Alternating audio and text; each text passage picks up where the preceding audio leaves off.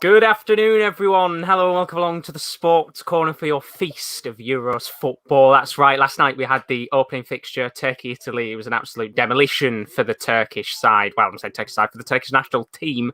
Are we going to get the same today? It's Group A, Wales taking on Switzerland, with the game kicking off in 5 minutes' time. And I'm not on my own today. I am joined on, probably going to be joined quite a lot over the next few weeks, by Mr. KL, the Switzerland connoisseur. How are we doing, my friend? I'm doing well. I'm excited. I know maybe it's a bit sacrilege. I'm not cheering for a home nation, but it's all Switzerland for me today. It should be a good game because, as you saw last night, Josh, the way this group is played out, I think that second spot is well and truly up for grabs between the three teams that aren't Italy. Yeah, I think personally for this game, when we go through the lineups and stuff, this is a must-win for both sides because, of course, both of these teams have got to face Italy at some point in the next week. So if you are Wales or Switzerland, this is your best chance of getting 3 points on the board.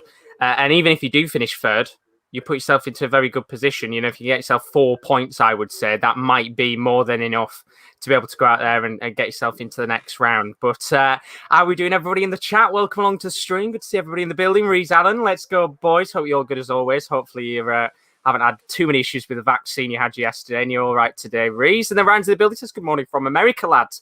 Have a football match today, so I won't be able to watch the match, which is very unfortunate, Ryan. But hopefully you have a good match yourself. And hopefully we'll see you at some point over the next few weeks. And then Kyle's in the building as well. How are you doing, Kyle? Oh, you're good as always, my friend. As I said, we're a few minutes away from kickoff. Without further ado, I think straight away we should probably go and get into the lineups and then we can talk through everything that's going on with the game today. So starting off with the Welsh team. Looking all fancy. It's a 4-2-3-1 today for the home side. Danny Ward in goal. No Wayne Hennessy is on the bench, which I think is a very interesting shout. Back four, Ben Davies and Joe Rodon, the two players from Spurs, with Chris Metham and Connor Roberts. Of course, both those playing the Championship this season. Midfield three, technically the two holding midfielders. Joe Allen hasn't actually played a game since March. Big call to bring him into the side. He's alongside Luton midfielder Joe Morrell. And then Aaron Ramsey is going to be playing as the number 10 in this game. Of course, he's had a few injury issues this season as well. Gareth Bale is on the left-hand side. Daniel James is on the right-hand side.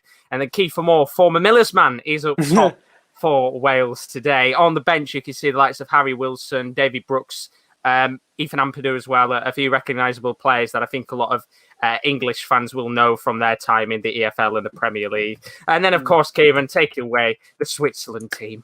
Yes, it is the best goalkeeper in the Bundesliga, Jan Sommer in goal. They're going with the back five. The advanced wing-backs will be Ricardo Rodriguez and Kevin Mbabu. A back three of Fabian Schär, not played much football himself, very injury-prone, but Elvedi on one side and Akanji on the other. A midfield three of Granit Xhaka, Remo Freuler, and Xherdan Shaqiri just ahead of them. And a front two of Breland Bolo and a man that's been on fire for Benfica, Haris Seferovic. And their bench, Mvogo, Omlin, the two keepers, Vidma, Zakaria, Vargas, Zubasau, Fastnacht of Young Boys, Benito, Memedi, Gavranovic, and Komert rounds out the substitutes. I was going to say with the Switzerland team, it's a strong team. The starting 11 is very strong. I don't know whether you'll agree or disagree. I think they've got quite a weak bench, and there's going to be a lot of reliance on the starting 11 to go out there and get the results. Yeah, I agree. When it comes to attackers to bring off the bench, you know, you've got players that have had a good season. I know Fastnacht has been quite good, but when I agree with you, when I look at the bench, there's no real star power. When you look at what Italy could bring off the bench last night, I know there's a difference between the two nations, but they're asking a couple of young players, maybe Vargas, to come and do something. And Memedi has not been a crucial goal scorer over his time. So I agree with you. It'll be down to the players on the pitch, but starting 11-wise, it's a very strong 11 for Switzerland. Yeah, a very strong team indeed. And, you know, as I watched the game yesterday, Italy-Turkey, we were talking about before we went live, big 3-0 win for Italy in that first game. We were saying before at the beginning of this stream, the reliance on this game to go out there and get 3 points on the board to start off winning way is going to be very crucial to the fact of which one of these two teams will be in the driving seat to go through to the next round. Yeah, I think it's one of them where a point does no side any favours in this one. Yeah, I agree with you. I think it is a really, really kind of must-win match. And it's only game number 1 as well. The fact that we're literally on game number 1 and we're saying it's a must-win, that is how very tight these Euro fixtures are. You don't have much of an opportunity to go out there and really test yourself because you've just got to get wins straight away. Now, it's actually looking like that Ben Davies is playing as a centre-back in this game, as Reese has just said. And it's actually Morrill who's playing as the left-back, which I think is a very interesting shout. In fact, Chris Methven playing as the left-back, which I think is a very interesting shout. Of course, Rob Page, the manager, because Ryan Giggs is an absolute cunt. Rowan's in the building as well. How are we doing, mate? He's put fresh trim KL. Looking very good as always. And then he's put to me, always looking wonderful. Wait, thank Josh, have you not had a fresh trim? Have you not had a fresh trim? I had a fresh trim before we left. Thank you. I'm still looking the same from a few weeks ago. Well, it must be you look that good every day, Josh. What can we say, eh? Oh, honestly, I wish I did. I wish I did. Of course, as we always are throughout the whole of the tournament, we'll look head-to-head, of course, before this game starts. Do put your predictions in the chat, as always. Nice to know what you guys think is going to happen in the game. Wales and Switzerland, they've only ever faced off 5 times in history, which I think is quite surprising because I would have assumed these sides would have faced off more. Switzerland have won the most matches. They've won 5 games and only had 2 defeats to Wales in the whole of history. The last match they played off against each other was back in 2011. It was a qualifier for the 2012 Euros. Wales beating Switzerland 2-0. Both Ramsey and Bale scored in that last game, both on the pitch today, 10 years later, which is quite crazy when you think about it. And then the other one as well, we've got, of course, our ones to watch, which unfortunately isn't actually going to be on the pitch today because sadly, I thought he would have been, but he's not. That was Denis Zakaria, 24 years of old. Kieran, you know more about him than I do. What could he bring to the team if he was to come off the bench? Well, the thing is, what I like about Denis Zakaria is he also brings you a bit of versatility. He's sometimes sat in the middle of a back 3, which we could see today with the way that Switzerland have lined up. But for me, he's a defensive midfielder that likes to drive forward on occasion, but I like him in that midfield. I talked to you before the stream, Josh, and for me, he could play a similar role to Xhaka, but Xhaka is the leader of this team. So I'm not surprised he's missing out because Remo Freuler brings you more of the box-to-box aspect that Zakaria doesn't quite bring just yet. So I like him sitting next to the likes of Neuhaus, who would be the Freuler role. Yeah, I agree with you. I think Switzerland, they don't want to go too defensive in this game. As we said, it is such a short period of group matches that it kind of is not gung-ho football, but you've got to go for it on game number 1, or else, if you do lose like Turkey did yesterday, you already find yourself in a pretty precarious position. But we might see Denis Zakaria at some point, as I said, on the bottom of it, linked with a move to Manchester City and a few other clubs around Europe. But the most important player, of course, I think the one to watch in the midfield for Switzerland today is Granit Xhaka, who is on the move. It's looking like off to Roma potentially. Oh yeah, he's a Mourinho-style player, if I've ever seen one, and I'm surprised they've never even tried to link up in the past. And to be fair, I think we spoke about it, Josh. I think a fresh move for both parties, Arsenal and Xhaka, is what's needed at this point.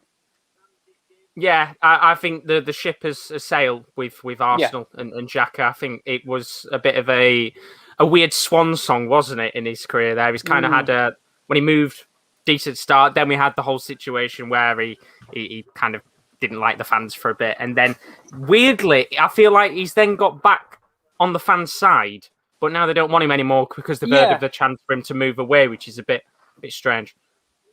Yeah, he is like the arguing parents that think it's best that they split for the sake of the kid. That's what it reminds me of.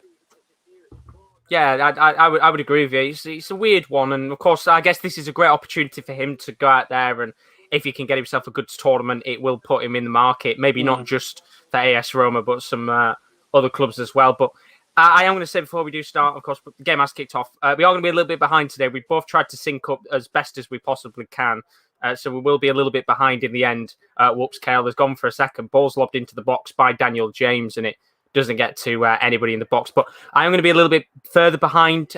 So try not to spoil anything in the chat.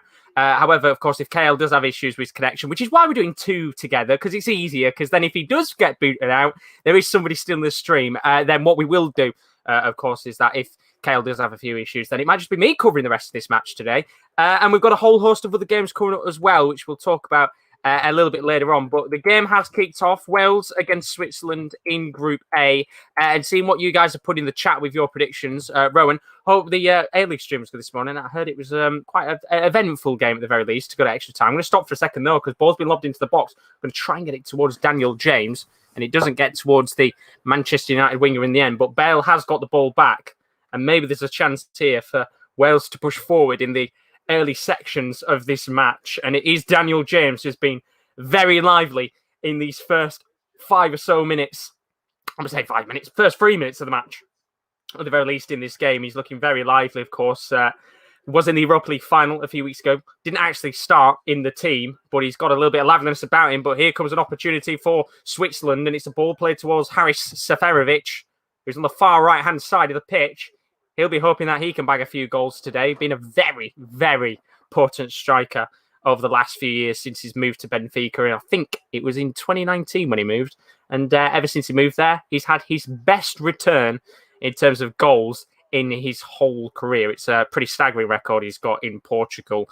But Rees as well, saying 3-2 to Wales. Hopefully we get goals because we saw yesterday, of course, that 3-0 win for Italy was the perfect start to this tournament for any side. You want to go out there and get yourself a really good result on the board, and Italy did just that.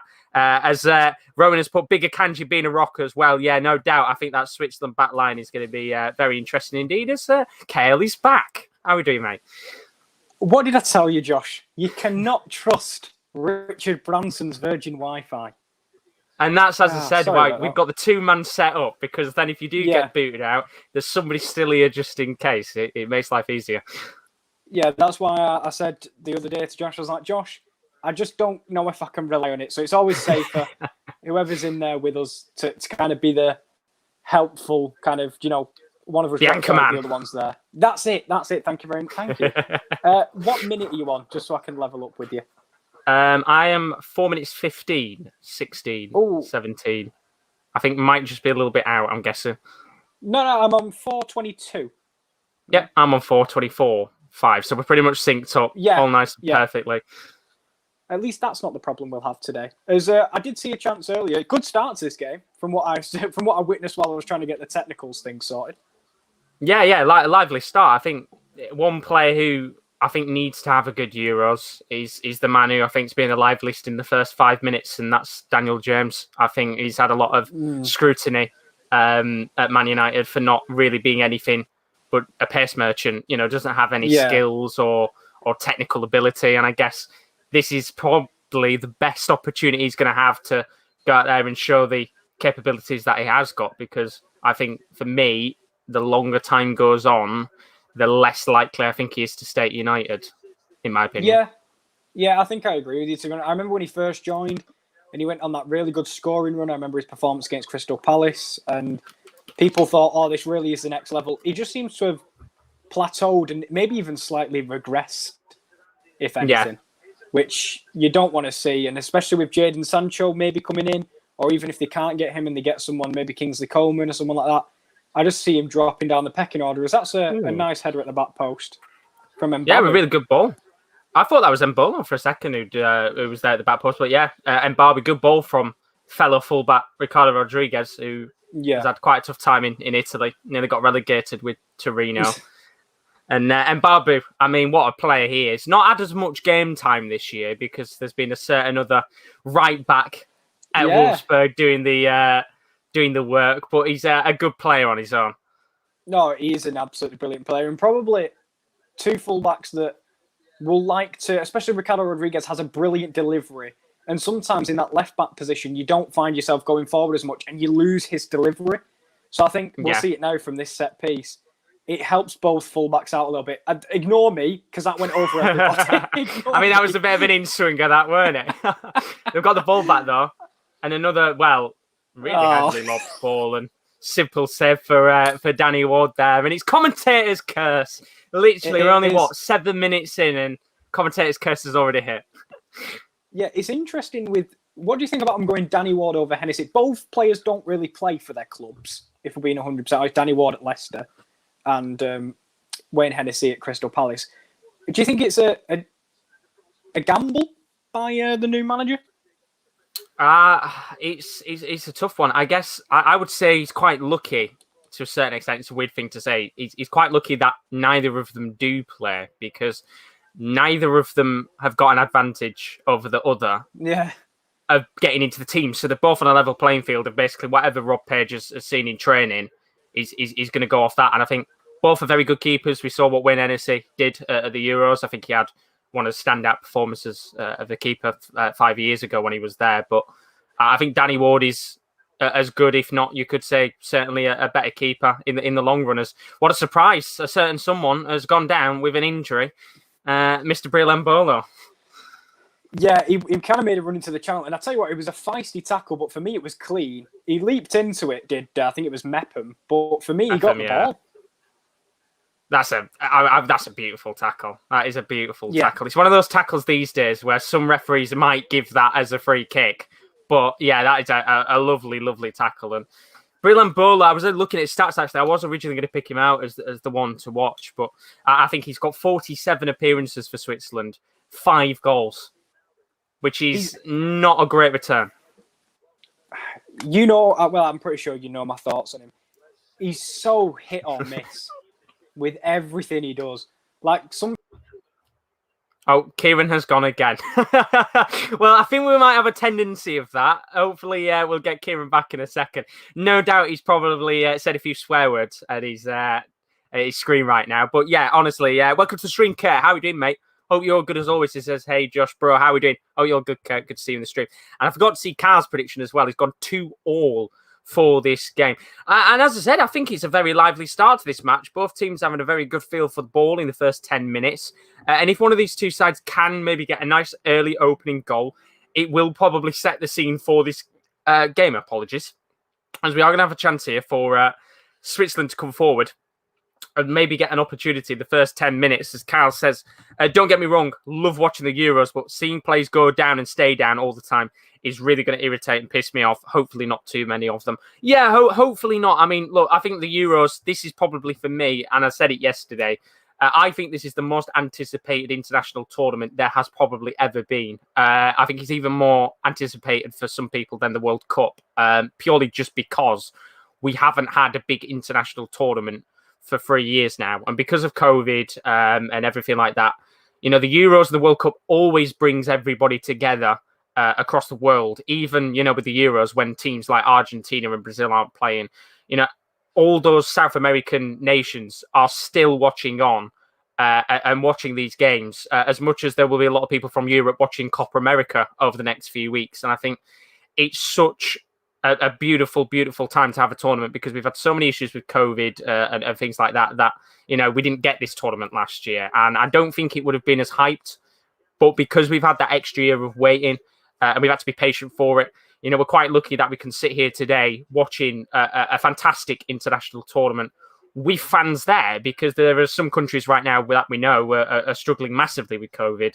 And, you know, Brazil's one of them and it's hosted Copa America anyway. But we're very lucky as Switzerland look to come forward here. It's Josh and Shaqiri on the ball. We know what magic he's got. Puts a stellar ball into the box towards Breel Mbolo. Doesn't get to him. Long-range effort taken on. And in the end, it's actually, I think, come off the back of Haris Seferovic and gone out of play for a goal kick. And I can't believe it. For a second, Kieran, I thought we were going to get a bit of Granit Xhaka magic. I know. And I wouldn't have even been here to react. I know the audio... The audio's got a little bit worse, but we're having to deal with, honestly. I told you, Josh. I told you. We were prepared. We knew this situation was going to come. We just didn't think it had come 10 minutes into the game. and then I'd return for 3 minutes. And then the moment I start talking, it just boots me out. Typical Richard Branson. He don't want you to speak your opinion on Switzerland. I tell you what, it's been a very feisty start to the game, and I think Switzerland have had the better of it. I will say, back on Mbolo, because I never got to finish my sentence. I remember the performance he had against Armenia, Bielefeld. He was absolutely lights out that day. Yet there was still moments where he frustrated the crap out of me. He's the only person who could get a brace and a couple assists and still annoy fan base, like a fan base. Because he has moments. he does remind me of the type of person that can have, 20 shots in a game and only score one. Do you know what I mean? He isn't as consistent as you'd like him to be. And I guess I can remember all those years ago when he was at Basel, and that's when he came onto the scene and he was absolutely crazy. And I think there were a lot of clubs after him, and then he moved to Schalke, and it just didn't go well for him. But he's only 24. There's still a long way to go in his career, but I think he will probably go down as another one of those players where he didn't live up to the potential that he could have had and probably should have. Yeah, I think it's another one that we've seen plenty of times. I think it was the cruciate. Was it a cruciate ligament injury he had? Just like a couple months in there, and it was just bad timing. What minute are you in? Sorry, I will ask. I am 12 minutes 45 seconds. Okay. Now at 50, 51, 52. Yep. 53. Yeah, I am spot on with you. That's the good thing. We've got no problems with syncing up. It's all right in that respect. I know. It's just everything else at this point. But we've had to sacrifice a bit of audio quality, but hopefully it means I won't drop out anymore, which fingers crossed. Touch wood, hopefully. I've got wood. There we go. I'm touching wood for you. It doesn't boot you off. No. What do you think about the start of the game? Because I think Switzerland have had the better of it, and Wales had a decent-ish start, but since then I think Swiss have had it in control. Yeah, I was saying before, I think it's a good start to the game. He's lively, and I think if we can get a goal within the next 10 or so minutes, it will set the tone for this game to be quite end-to-end. But as you said, this last 5 or so minutes, Switzerland have just got a little hang of the ball, a lot of possession, passing it about, and Wales don't seem too fussed about it.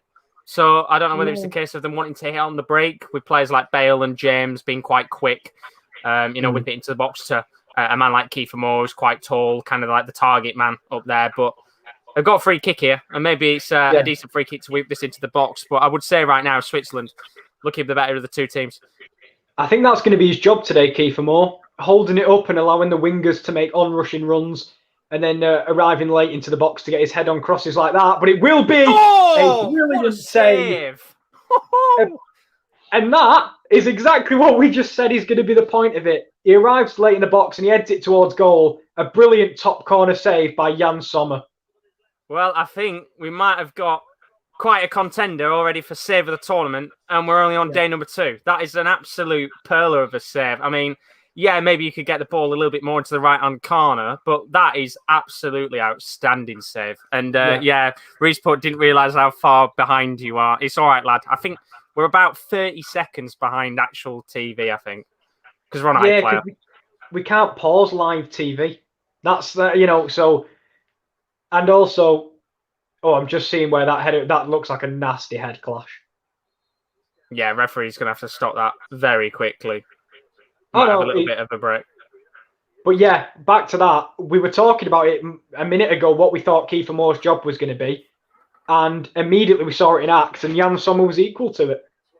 Yeah, class save in the end. And I think Kiefer Moore is going to be that man, as you said, he's going to have to hold the ball up and hope that the likes of Daniel James and Gareth Bale can make runs forward in this match. But I mean, you can see how tall he is up against Mbabu, who's not a short man himself. He's quite tall, Mbabu. And I think set pieces and free kicks, if they can get the ball onto Moore's head, then it might cause a fair few problems for this Swiss side. Because when you think about it, if you actually look at the centre-backs, they're not that tall.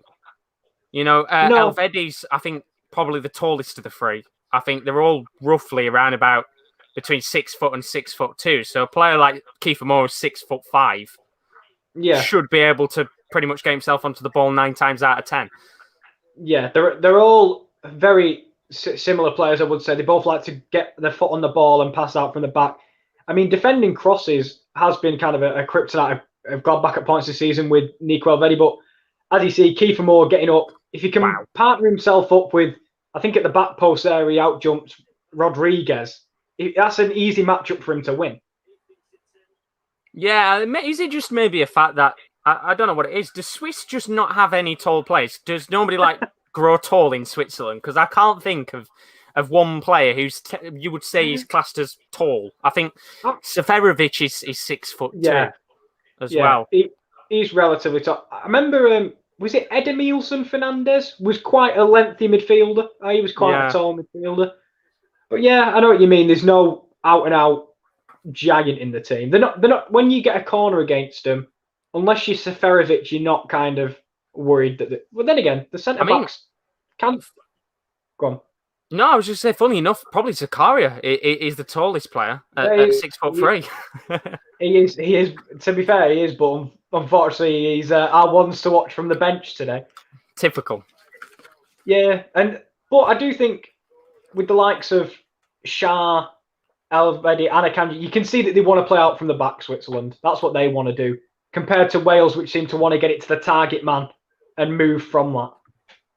Yeah, I think with the way that this game's set up, like over this kind of past 20 minutes, when you look at the stats of the game, 72% possession right now for Switzerland to 28% of Wales. It is pure domination from the away side. And again, I guess we didn't really speak about this much yesterday when I was doing the opening game, but neither of these teams have the technical home advantage because they're not playing at home. I think that pretty much most of the games, apart from the Italy match, are being played in Baku. So, of course, Italy have got a lot of things going in their favour because Italy play all of their games, I think, at the Stadio Olimpico. Yeah, it's very similar to the England kind of setup that we have, fortunately for us. But yeah, these two teams are going to be in different territory, and it might be teams who adapt to it a little bit better. And also, we know how difficult it is to get our fans over. It might have been ever so slightly easier for Switzerland, maybe. Yeah. So I don't think it'll make much of a difference, though, in Baku. I think definitely when they go away to Rome, that'll be when it'll be a real test for these teams. 100%. I mean, with the way that Italy were, 3-0 win, they could have had so many more goals in that game. 28 games unbeaten now, as well as, and Barbie drives forward. Maybe just a little bit too much. Going to be a corner in the end. He's actually done quite well to get a corner out of that. And maybe it's Switzerland's turn to get it onto someone's head and put it in the back of the net. I tell you what, Rodriguez has a good delivery. And I think this occasion, it's not second time lucky. Yeah, exactly. And I tell you what, in terms of set pieces, Switzerland, dead ball specialists with Shaqiri, we know we can bang a Rodriguez. They're quite set on set piece takers. Shaka as well. Let's not count him out. He knows how to hit a free kick from long range.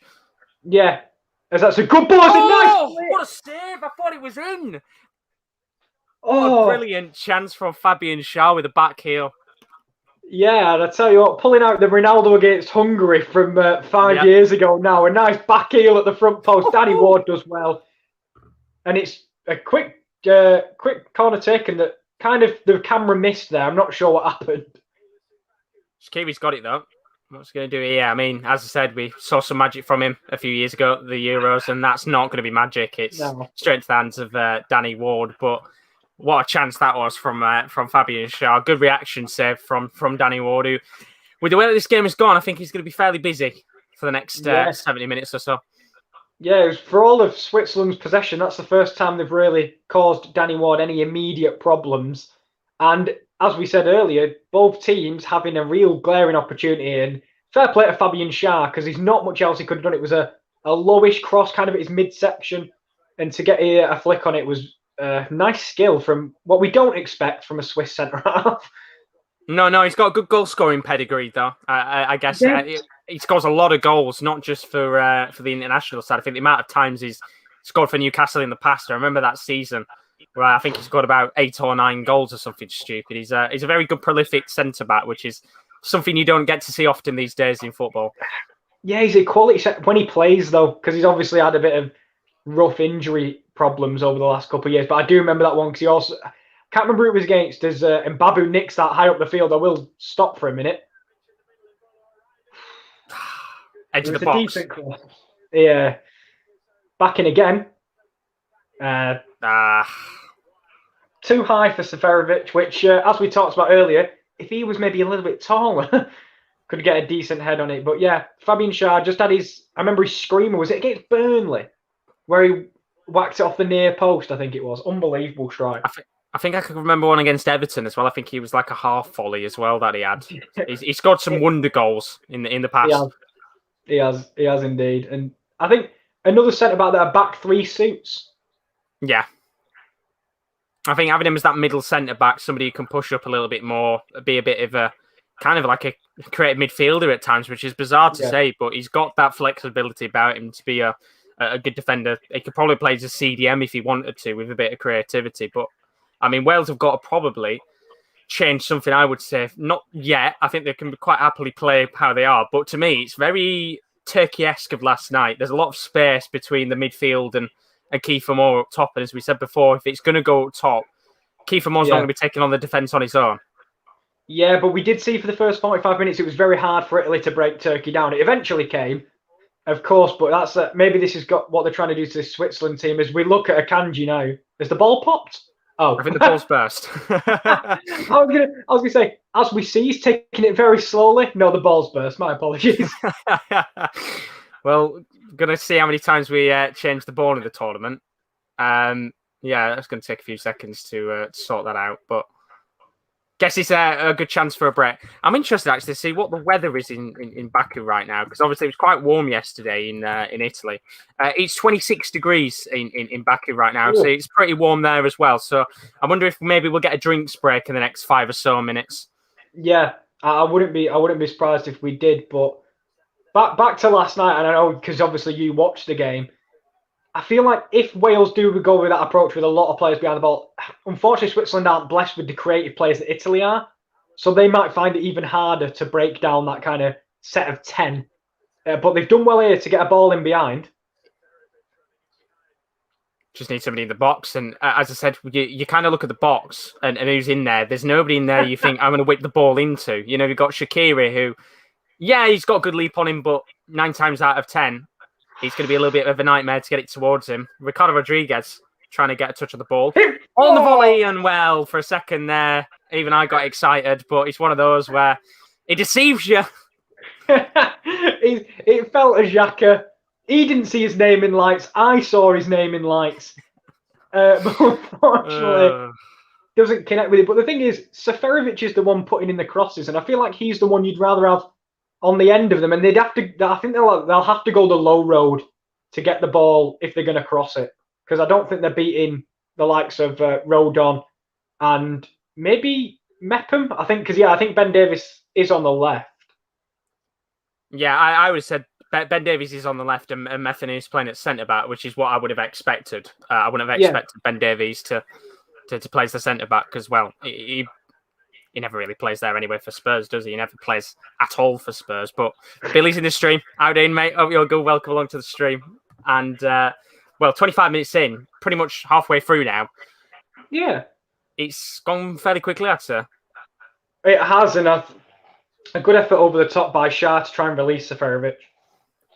But it's well read by Rodon. But yeah, it was one of them. It's still been played at a good tempo. We're just waiting for a team to really have a clear-cut opportunity, apart from the 2 we've already seen from Kiefer Moore and Fabian Schär. Yeah, we just need somebody to unlock the defences. It's been, set pieces. That one chance from Kiefer Moore is probably as good as it's been so far. But I think if one of these sides can just get themselves a bit of a foothold in the game, which Switzerland have, but I think need to get a foothold more in attack as they come forward here. Seferovic, poor ball in the end, really weak. Yeah.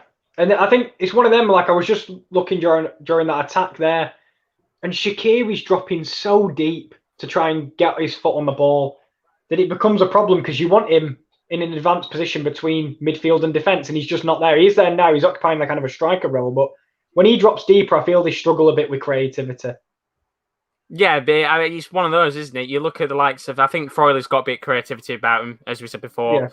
Yeah. Xhaka, he's a good holding midfielder. I wouldn't say as creative as what they've got, likes of Freuler and that, but there's going to be a shot on for Seferovic, and it was a pretty good effort in the end, but one of those, again, where I think when you actually look at the camera angle, if you look at it from behind, it's probably a little bit further away than you'd expect it to be. And we'll see it again now on the turn.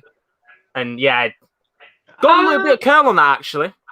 Yeah, it's one of them. It started a little bit too far out, and then it would never get its way back in. But a good chance from Seferovic, who's had a reasonably quiet opening 26 minutes, as you probably know a little bit more about him than I do since he moved to Benfica. Yeah, I was saying before, best record in his career since he's moved to Benfica as a goal scorer. I don't think he's ever been a consistent scorer in the long run when he's been at his former clubs. I can remember when he was at Frankfurt and he struggled massively. But, since he's been at Benfica, I think his record is, on average, I think he scores a goal every 2 games, which is what you'd want from a striker these days. And I think they do need to try and get the ball to him a little bit more. I think Embolo is a decent player to have, but he's not the type of player I would be wanting to get the ball towards to try and finish. I want that to be Seferovic in the box rather than Embolo, because as you said before, the amount of times he's had opportunities, 9 times out of 10 he struggles. Yeah, and it's like we talked about earlier, from the bench, I don't see much firepower. Memedi, maybe, is a player that's obviously been around Europe's top leagues for a while now and playing at Wolfsburg more recently. But he just doesn't bless me with goals. And I think that's where the Switzerland team may struggle. But they are counter-attacking. See if they can come forward here. Shaqiri. It's going to be Seferovic who's going to make the run. Also overlapping run on the right-hand side. And, Shaqiri, I think, opted to go for Seferovic. He's calling for a free kick, but the referee's not going to give it. And I think that's the right decision in the end, I think. Yeah, I didn't see it. I know it was a tackle from behind, and sometimes it's one of them where, a bit like we said earlier, the ref gives it just, I don't know if it's for the sake of giving it or just protection-wise, but just making sure I'm not too far ahead. We're in the channel now with Shaqiri, yes? Am I right with that? I am. Right. 34 seconds, 35, 36. We're perfect, mate. We're perfect. We love to see it. Because I had a little bit of a believe it or not, an internet problem with the. I can't believe it. Can you believe it? It's not going your way, is it? No, I told you, mate. It's why I'm few and far between on these watch-alongs, and I'm always with a partner because I can't trust the thingy. But it's quieting down a bit. There's a nice switch to Mbabu. It's it. It's a bit crap, that one. Yeah, not a great shot whatsoever. But might be a chance for Wales to come forward. It'll be Daniel James, just going to keep pushing forward. Could probably take him on his own here. And, that's a pretty feisty tackle in the end. And that's, of course, going to be a yellow card for Fabian Schär right at the edge of the box. And maybe an opportunity here for Spungen. I do appreciate that is the way to stop the pace, is just take the yellow, move on. And it's one of them where, with a player like Gareth Bale and some to take this free kick could be more dangerous for Switzerland, but that proves why James in the team for me. Because if they are going to sit back, they need someone like him to get them up the field in about 3 seconds. Yeah, and he was going to beat Schär then. He was well past him until Schär had stuck the foot out, so I think there could have been a much better chance on there. But I think, again, this will be a short taken free kick, probably whipped into more, get him at the near post, see if he can maybe do one better than he did a few moments ago as Jan Sommer sorts his wall out. If not, maybe even Bale might want to hit this. You never know. Yeah, if he hits it in the near post, it'll be very impressive. It looks like it's in more of a crossing area. I think I agree with you. But it's on the left-hand side. Sommer's still sorting his wall out. The way he's got the ball position, that's getting whipped in. There's no way he's shooting that, because I don't think you could get enough whip and bend on that to get it in. Unless he proved me wrong here and gets this in the back of the net, then I'll shut up. If he goes near post, but he keeps glancing over at the cross. I think that's near post, number 22. Was as well towards number 22. Yeah, I think was that. I'm not sure Xhaka got a touch on that either. I was going to say, I think they were trying to claim for a corner, but I don't think it was. And one of them, a decent ball into a decent area, but no one on the end of it, really. No one even troubling. No, got it towards Metham, who was there near post, but they're a very tame effort, isn't it, really? Not going to test Jan Sommer, who's had pretty much nothing to do since the Kiefer Moore header. No, and I feel like the game has slowed down a little bit. I know the first 15 minutes was kind of gung-ho, and since then I think we've kind of settled into Switzerland having a lot of the ball, passing it round, not really creating much, though, with the possession. And Wales, I think it's clear that they want to have little possession, but break away with the pace that they do possess in their team. Yeah, it's It'll be one of those where I think if both teams were to come out with a point, then I think Turkey would be the happiest of the two sides, and they're not even playing because then they're right back in the frame again, and that'll give them a good opportunity because I think they play. I think the next match is against Wales on Wednesday, so they'll have a very good opportunity to. Again, it would be a winner takes all. You kind of feel match if it was 0-0, but. There's a long way to go in this match. I think Switzerland, with the way they played first half an hour, they've got the potential to break Wales' backline down, but it's whether or not they can take the shot on goal and put it in the back of the net. For me, they're not moving the ball quick enough in the attacking areas. I feel like they've had a few occasions where they've switched the play and they've managed to get in behind, but a lot of it has been safe possession with the back three, like we see now. Yeah, it is a little bit pedestrian. Which is why it's probably making it so easy for Wales to be able to play quite calm and not have to push a great deal of players forward because they're not doing much with the ball. But I'd also say at the same time, I would have probably had one or two other players for Wales a little bit further up the pitch. So then you can counter-attack because right now everybody is in Wales' half. Yeah. And it's going to make it really hard to go on the counter-attack. Oh. It'll be another set piece for Switzerland. But yeah, I think... We've seen there, and that was an example of the switch ball to Ricardo Rodriguez. That's been the one that's been on all game for me, is that to fullbacks, the Mbabu and the Rodriguez, when they get advanced, that's where the danger is coming from. But I feel like they should move it a little bit quicker and kind of get this Wales back 10 almost, moving and dragging people out of position, because it just seems a little bit simple for Wales at the moment. I mean, perfect scenario here is... a big header. Back of the net, but they're going to need somebody with a big head. And, I swear Akanji tried to do a Shah then. Yeah. And do you know when I said earlier, I think they'll take the low road with the crosses? I didn't expect it to be every single corner. I'll be honest with you. Going to get another one at least. So if they want to have a chance to maybe go with the in-swinger, then they might have a chance. Chris is in the building. How do you, mate? He's put, afternoon, lads. I said 2-1 Switzerland. Oh, you're good as always, buddy. Let's hope we do get the 3 goals you predicted. And we do want 2-1 Switzerland, especially. We want Switzerland to go as far as possible. They're my second nation in this. Do you have a second nation in the tournament, Josh, behind England? Do you know what?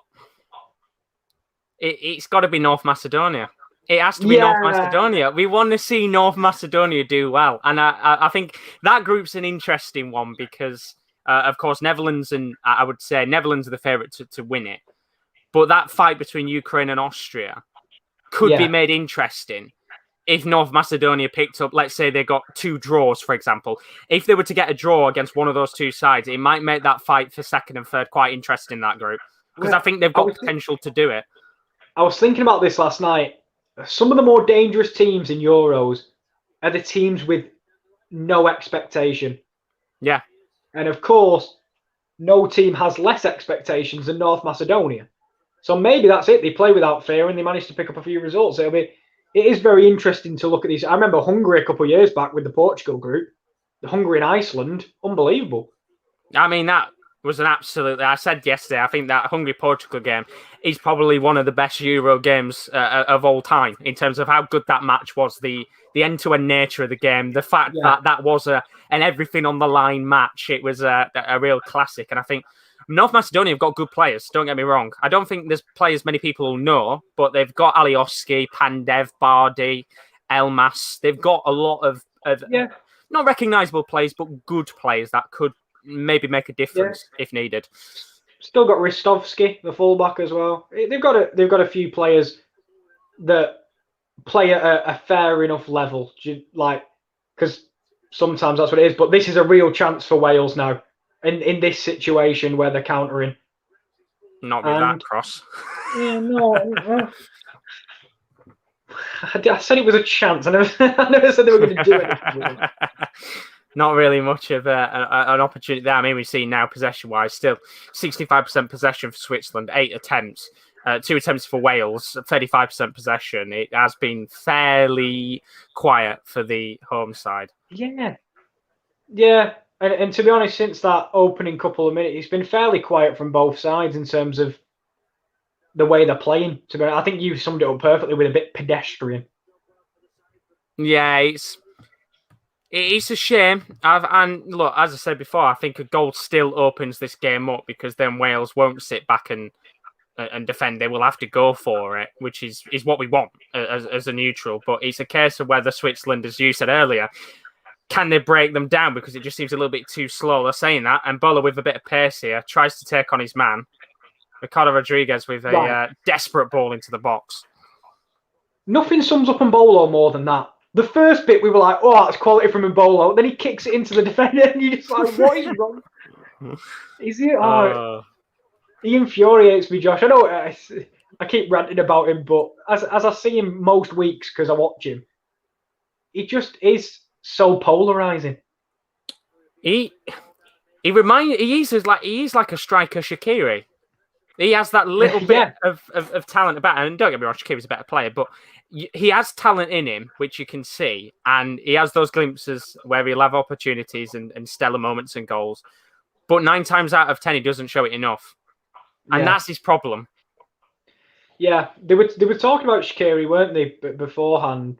And they were saying, like, he kind of maybe revels the idea that he doesn't have to perform week in, week out for Liverpool. Like, when he was at Stoke, everything was on his shoulders.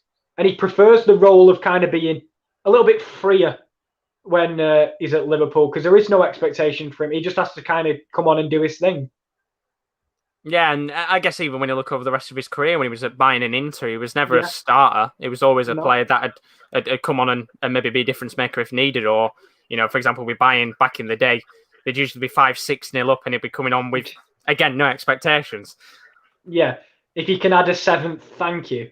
Yeah, which is why most of the time he'd be able to stat pad. But Peter's in the building. How are we doing, mate? Hope you're good. Long time no see. Says, hi, lads. Hope you're all well. Hope you're good as always, Peter. Chris is in a good mood as always. Oh, God, here we go. Oh, God. And then Chris did put, good to see they got on with the game instead of the ceremony and the remote car nonsense. Hey. Don't get me wrong. Andrea Bocelli, that has got to be surely one of the best opening ceremonies that they've had in terms of the performance. Goosebumps I had when that was that was the last night. Absolutely beautiful.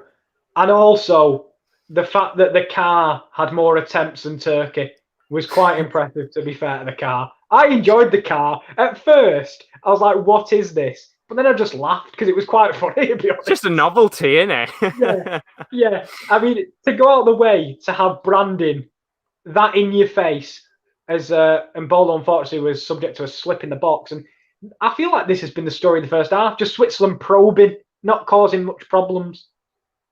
Yeah, I really do think they need to get something soon. I think we might be going in at half-time here at 0-0. I hope not. Yeah. I hope we do get a late first-half goal, because then, you know, the team talks will change a little bit. I think Petkovic won't be happy because he'll know in the back of his head that Switzerland should be at least one up.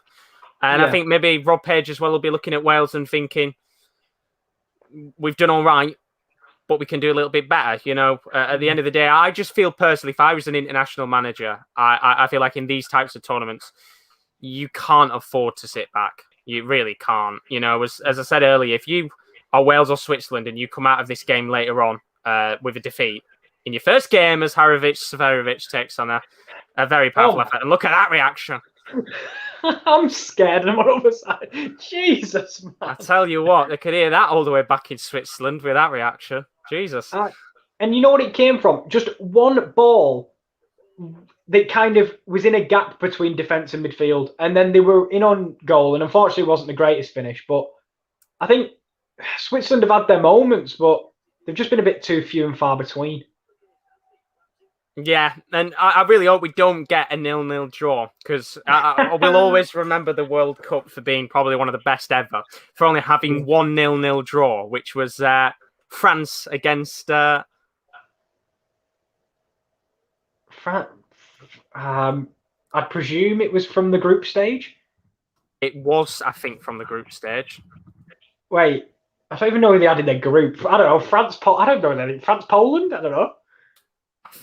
I'm pretty sure it was... No, it wasn't France-Switzerland. Who the hell did they play? France... I guess the easiest way. France 0-0 World Cup 2018. There was one 0-0 draw, and it was France, who I swear I got it. It was Denmark. Denmark-France, because it was one of the worst games I think I've ever seen.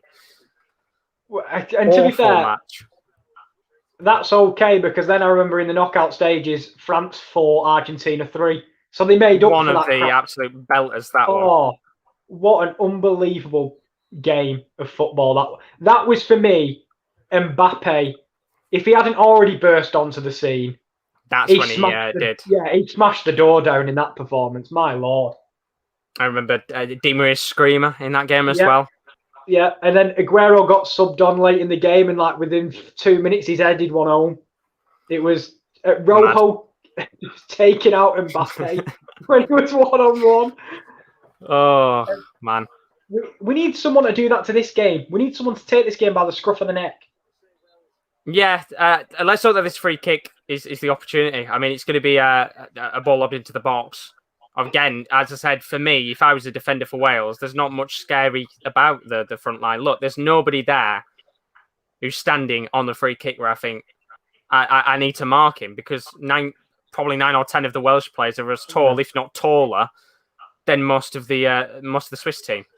Yeah, but I will say, as I think I've said quite a bit, they have got good delivery. Like some of these players that Switzerland do have good delivery, but Mbappe's still down. It's interesting. Kind of looked like an innocuous challenge, to be honest with you.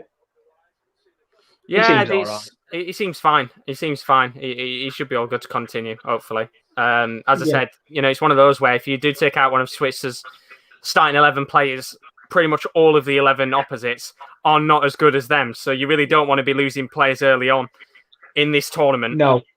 Because they're just going to get weaker as the competition goes on. But he's going to be okay. Shaqiri steps over the free kick. Yeah. We've seen him do some magic in Euros. And this will be a magic ball to a corner. It's a corner. It's one of them. It's into a good enough area.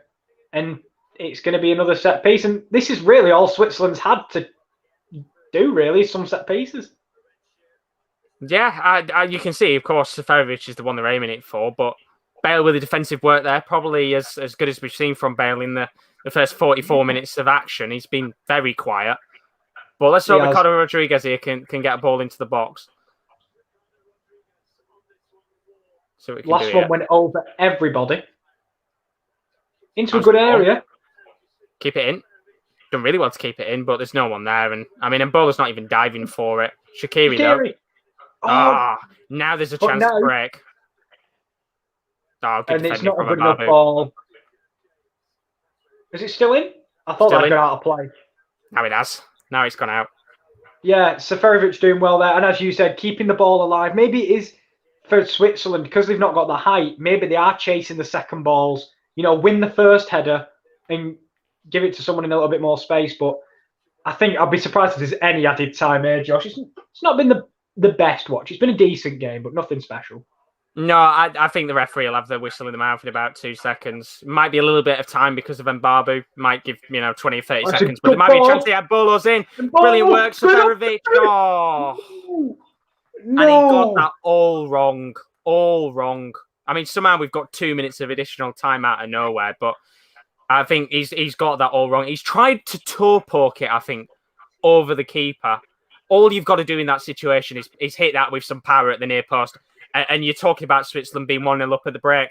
I mean, look at that. Mbolo does brilliantly. And this is the thing. He holds it up extremely well. And he's waiting for his partner. And he gives it to him, and he's just not sorted his feet out. It was more of a hit and hope rather than a placement from Seferovic. And for a man who you said earlier, and you're right for it, you want him to be finishing these chances. You want him in that position. But yeah. Doesn't seem his day today. 54 goals in 110 games is his record for Benfica, which is a good enough record for one of the top divisions in world football. But as you said, he got that all wrong. As I said before, all you've got to do is just put your foot through that. And you're talking about Switzerland going in at half-time 1-0. But maybe there's a chance for Wales to get something. Although saying that, Ricardo Rodriguez, brilliant at the back again. Lovely. Yeah, and it's been one of them. They haven't really been tested, the fullbacks going towards their own goal. They've kind of just been able to freely roam in the attacking third of Wales. But that was the big chance, apart from Shah's earlier. I think that one was even more of a golden opportunity. Yeah, and Are they going to have one more chance, maybe? Not with that ball. No. Pretty poor in the end. No. And I think referee will probably have the whistle in the mouth ready to blow for half time, and it's going to be 0-0, sadly, which is not what we wanted. Everybody were predicting, 2-0, 3-2, and the scores like that. But I think we're going to need something special in the second half for this to turn around, I think. Yeah, and I think not through the fault of trying from a Switzerland point of view, but I just don't think they've got enough cutting edge in the final third. They've not quite got enough creativity. I don't think Shaqiri's been on the ball enough to influence things.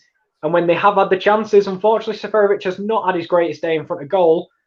But as we said earlier, a point is not enough for both teams, but that looks the way we're going so far. And if you're a Turkey fan, you are absolutely fucking delighted.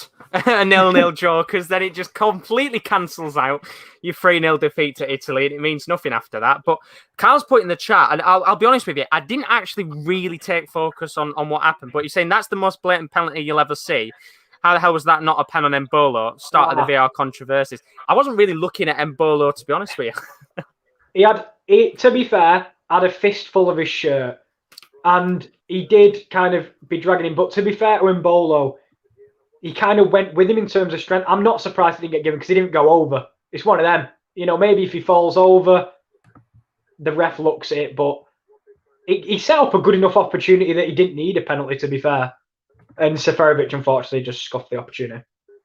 Yeah, as I said, I can't really say what happened because I was too busy looking at Seferovic trying to teleport it in. But 0-0 at half-time, which is a real shame. Hopefully, we do get a few more goals in the second half. Not a great deal to talk about in terms of the match itself. No. The stats of the game at half-time are looking a little bit like this. Wales, 2 shots, 1 on target, 27% possession. Switzerland, 73% possession. 11 shots, 1 on target. Very Italy-esque in that first half of last night. Yeah. In terms of no real big opportunities for Switzerland, apart from Fabian Schär and Seferovic. It's been fairly quiet. Yeah, the only difference I can see, and obviously I know you watched the game, was like Italy, I always believed at some point they'd break the deadlock. They were having so many good opportunities. I was kind of like, you know what, eventually someone in that front 4, front 3 will have that little bit of quality. Whereas I look at Switzerland and I don't believe they're going to score. And as much as I love them, I do. I just don't. I'm not confident in this front 3. Three. That's the difference between world-class talent and good players. Good players, Seferovic and Embolo, they're good players, but they're not good enough to be the likes of what Immobile and Insigne are. Because as you said, I agree. I think last night I was sat there saying it's inevitable Turkey were going to concede. You could sense that they were not going to be able to hold on for 90 minutes. It was going to be a case of, at some point, Italy were going to break the deadlock. But with how Seferovic and Embolo have been, I just don't see an opportunity coming unless it's from Seferovic. And that's no disrespect to Embolo. But I think the way that front 2 works is that Embolo is the creative player and Seferovic is the man that's expected to put the ball in the back of the net. Because, we've seen a few of the opportunities, the highlights back. That's 2 or 3 times now in the game where it has been Embolo trying to hold up the ball and playing it to Seferovic to have the shot. And I just wonder whether maybe bringing on someone like a Mehmedi, who is the perfect player for that role, maybe could be a difference maker in the game. I wouldn't take Embolo off straight away because I think he's got the pace. No. But maybe as we get later into the match. He hasn't had the worst game. And he's also, Mehmedi's one of them where he can play up front, but he also can play that creative behind the striker sort of what Shaqiri is in the team to do. But one player I've got to admit we didn't really see anything of was Remo Freuler. I didn't really see anything of that first half. And I know it's hard to stand out, but when you have 73% possession, I never saw or felt him on the ball at all, really. No, really quiet. And I guess, again, like last night, Jorginho didn't really see much of him. Played a fantastic game. But that's the difference between world-class and good players. And I think Switzerland have got a good team. Don't get me wrong. They're a nice side. They've got some very good players. But where do you personally think they'll finish? Because, they're ranked 13th in the world, which is not bad, compared to some of the other teams below them. Where do you realistically see them finishing in the tournament? Well, the thing is, they have been in the top 10 before. that they are a really good team on paper, and as you say, I feel they're one of them teams where they don't have a star. They just have 11 good players, and there's not one standout. So a good tournament for them, a great tournament is quarterfinals. I think realistically, get out the group, get into the round of 16. If they come up against a top nation, I'm sure they'll keep them close and they'll probably only lose 1 or 2-0. But I realistically think round of 16 is probably where we'd expect it. I think that's what they should minimum be getting anyway. Yeah, that's fair, and I think it is it's a tough group on paper. I think it's a harder group than maybe people think. Italy, Turkey, Wales, Switzerland, 4 very good. I think 3 teams that could all beat each other on the day, and then there's Italy, which of course is a class above the rest in my personal opinion. But I think again, as we said before, it's one of those matches where if neither of these teams do come out with a victory, then it could just look a little bit worrying for them going into the next 2 matches, especially for Wales, because Turkey, of course, are the next opponents. And for Switzerland, of course, they've got to face Italy. So, yeah, Wales and Turkey, if they both play like they have in these 2 games, I don't think we'll ever see the ball near a box. Just everything in the goalkeepers have a nice day off. Yeah, exactly. And to be honest, though, when I look at this game, I do see a Wales smash and grab. I don't know why, but I'm just sensing for all the dominant possession. To be fair, when they've had the chances, they've looked more like scoring. But as you said earlier, for Turkey, perfect result, keeps them both in touching distance. And the problem is with this new Euro format, in the back of your head, you kind of want to be a decent finish in 3rd place. Like, you could still get into the final round of 16. So a draw with both teams to play Italy doesn't bode well for either team. I think get a win here and you're in your own driving seat for the next couple games. Yeah, as I said, for me, roughly minimum, you probably need to be getting 4 points in the group to have a chance of getting into the next round. Of course, 4 points finishing in 3rd. We might have 5 teams that finish on 4 points in 3rd, and then it'll go down to goal difference and things like that. But I realistically think if you've got 4 points, you are more than likely to go through to the next round. So as you said before, because both teams have got to face Italy, you're probably relying on a miracle to get a result against them. So you are looking then at Turkey and thinking, if we get a draw against Turkey, we might finish 2nd or 3rd. If we get a win, who knows? You could top the group, but then you would, of course, be relying on Italy dropping points elsewhere. Yeah, and I think there's a lot of groups kind of teed up that way. I mean, look at the group later. I'm like, Belgium, out and out, probably going to top the group. But then you look at Russia, Denmark, Finland, Finland, a bit like North Macedonia. No expectations on them, but a very impressive qualifying campaign. Again, teams like that need that first win. Like Denmark v Finland, a draw does them 0 good because they want to capitalise when they're not playing the big boy of the group, which is Belgium. And that's why you've got to look out for that group of death. I think France, Germany, Portugal. Someone's got to drop points, at some point.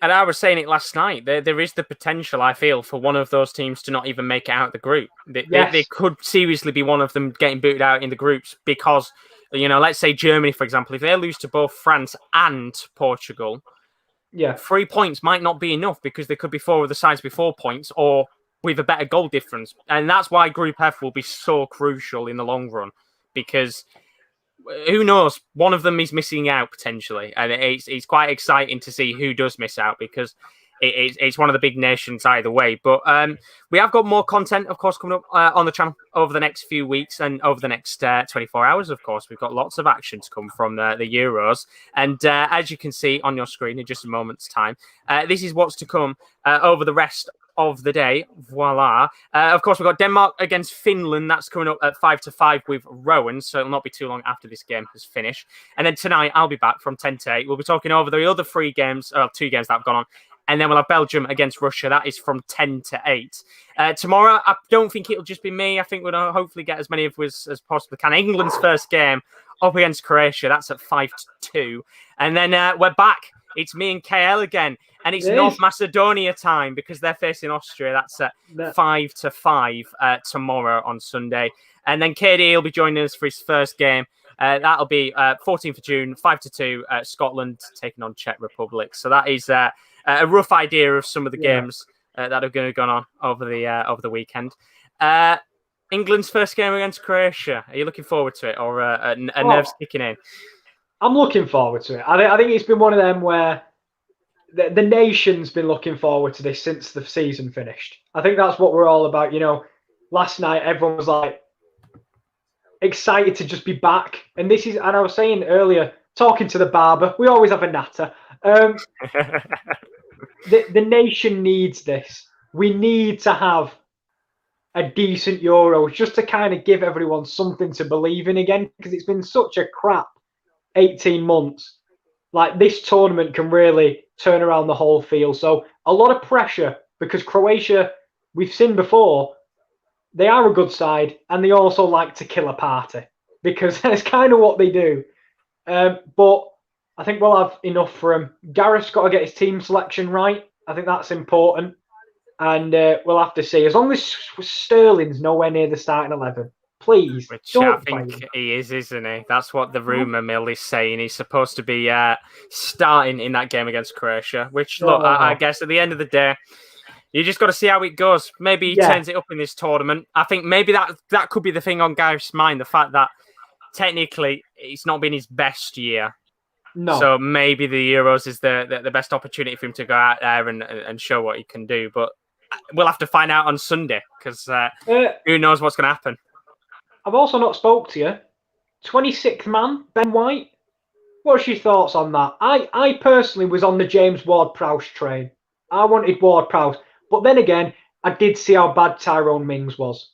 So, Yeah, I'm in the camp where I was kind of, I don't mind it, because I think Tyrone Mings, as we said before, did not play well in the friendlies. And I don't want to go into that match against Croatia seeing Mings in the lineup, knowing that there's going to be some pressure on, because, you can play games in the Premier League under pressure and things like that.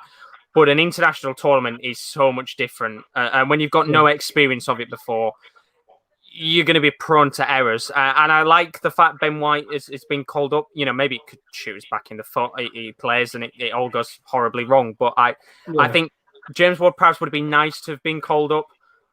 But I don't think it was as necessary, because I wonder if Gareth was thinking the same and thinking, Mings hasn't played well. Let me take another defender on the off chance that I need him. And that's fair. The only reason I would have said Ward-Prowse is because he's a midfielder with a little bit different. Like, if you look who plays behind the striker, we've got Foden, Mount, Grealish, Sterling, Sancho. There's enough players there. Then you look at defensive midfielders, Henderson, Rice, Phillips. There's no one in the middle, like that kind of in-between player. And I thought Ward-Prowse was kind of that player who can do. He's not great at being attacker. He's not great, but he's happy to be that man that does the hard work in the middle. And he never misses a minute, does he? We can't. No. When they talk about, players might get burnt out. He's not getting burnt out. Is Ward-Prowse plays every minute of every bloody game, but should be a good game. I'm not bothered that it's Ben White, to be honest with you. I don't mind it. Yeah, I think it's fine. I like the fact he's been called up, and I think, as you said, I do think James Ward-Prowse could have been a decent addition to the squad, but we'll have to see what goes on. And I mean, Chris has put in the chat, he thinks we're playing free at the back for me. That many defenders for me confirms that he's going to do that. And I think if we do, look, we'll have to see how it goes until the tournament starts. And I personally think until we've watched the first 2 or 3 games, then we'll know what this England team is all about. But if he's going to be playing free at the back, then you would assume he would probably be playing a 3-5, like a 3-4-3 or something like that, because you're going to have wingers in there. Yeah, it'll probably be not like a 5-2-3. Yeah, but it'll be 2 sitting midfielders as we usually kind of expect at this point. And I think Walker is definitely a centre back. Walker's going to play centre back for us. I think that's pretty confirmed now. It'll be interesting because of Maguire, we don't know where he's at in terms, which is again another thing that people have criticised. Like, we don't know where these players are in terms of fitness levels, so we don't know. But Josh I know the second half's about to start, but I'm just going to nip to the loo, so I'll be back in 2 minutes. You keep everyone entertained.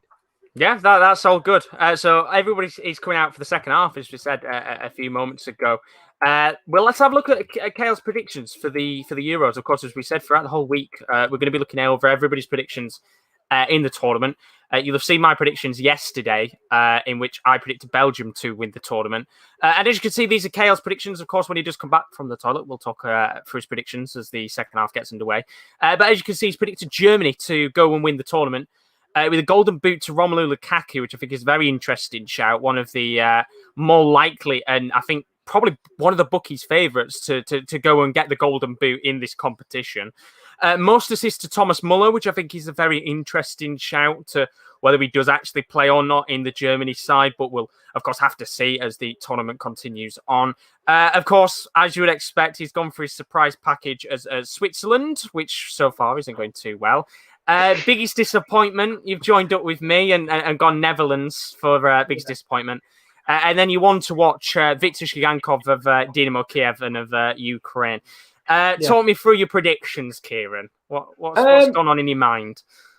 Well, surprise package was complete Gladbach bias. I was going to go with Austria because they've got Liner and Lazaro, but and also I think like when we talked about like dark horses, it used to be Croatia all the time. I feel Switzerland have took up that mantle. Ukraine's a good option.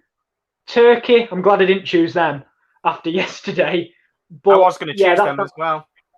Yeah, I wouldn't have been surprised, but that's why I didn't go with them. And the only one, I guess, Germany under Joachim Löw haven't been the best over recent years. They're not the Germany that won the World Cup a couple of years ago. But I think, I don't know, I just have a sense with Germany because a lot of the players have had unbelievable seasons. Kimmich, Goretzka, Muller, Matthias Ginter, just incredible players, really.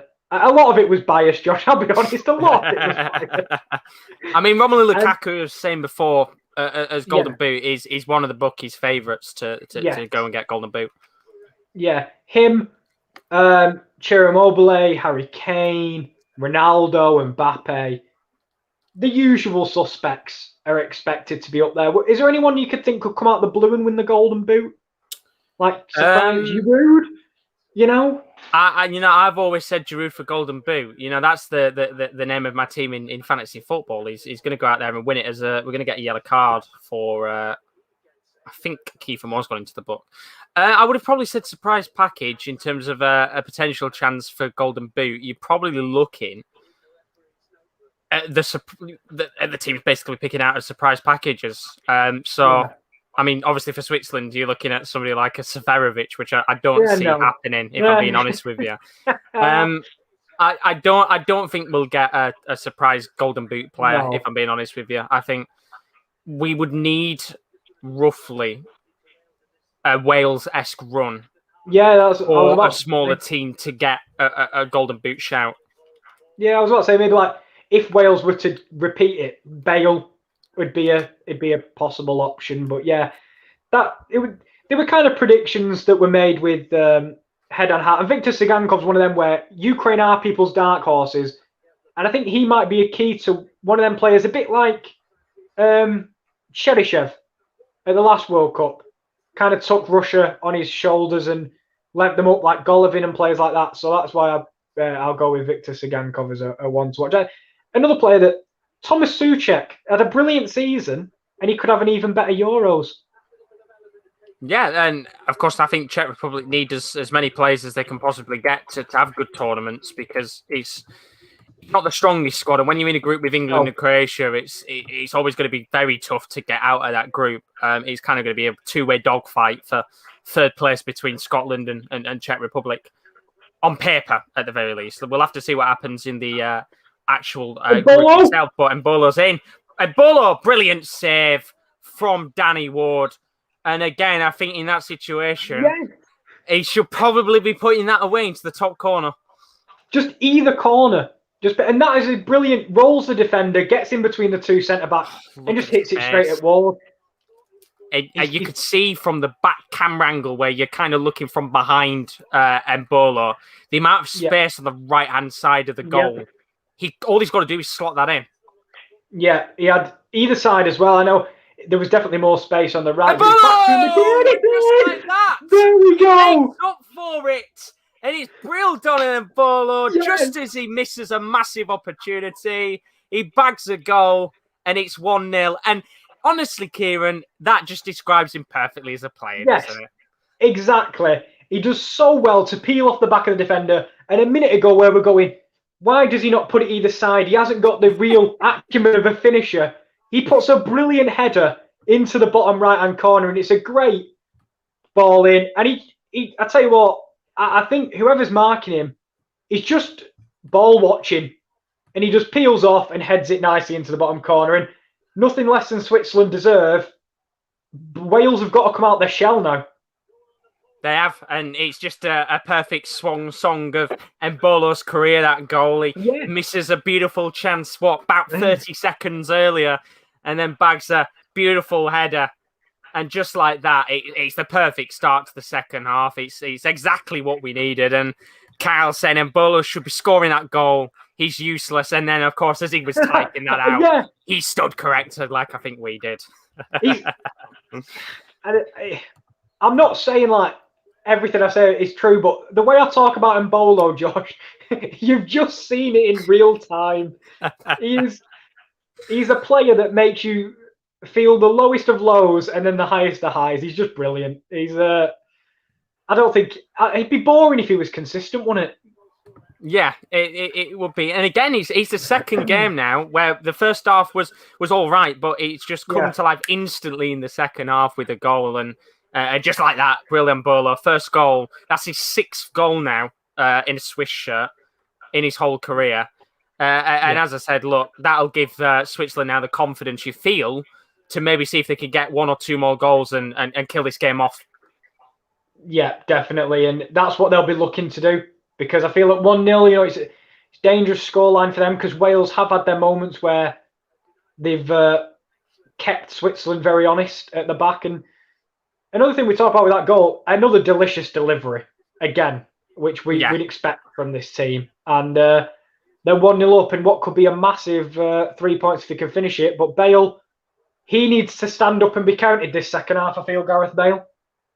Yeah, he does. I think this is a real big game for him, especially now with going 1-0 down. He's not done much in that first half. I think the best opportunity, we said, wasn't even a chance. It was just a defensive clearance from a corner as Embolo looks to take on his man again, and there could be a chance here for Switzerland. And he drives forward. He takes on 4 or 5 players, falls down. Babu. And it's just again Embolo ripping this Welsh defence wide open. And just a chance where if somebody like Seferovic was there instead, we'd have probably been saying maybe 2-0. Yeah, he's one of them. He goes to try and pass it into the bottom corner, and maybe sometimes you just want to hit it with your laces. And I tell you what, Embolo, this second half, when he's added the ball at his feet, driving at this defence, they've not been able to handle him with the ball at his feet.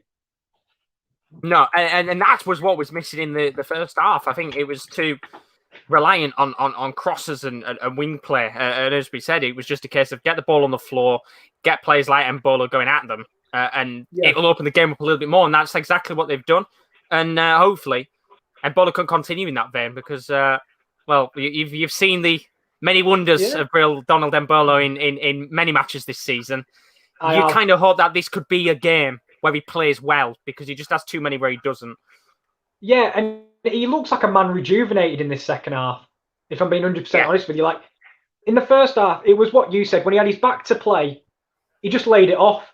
This time, he's spinning. We saw that lovely Cruyff turn in the midfield and then driving at the defence.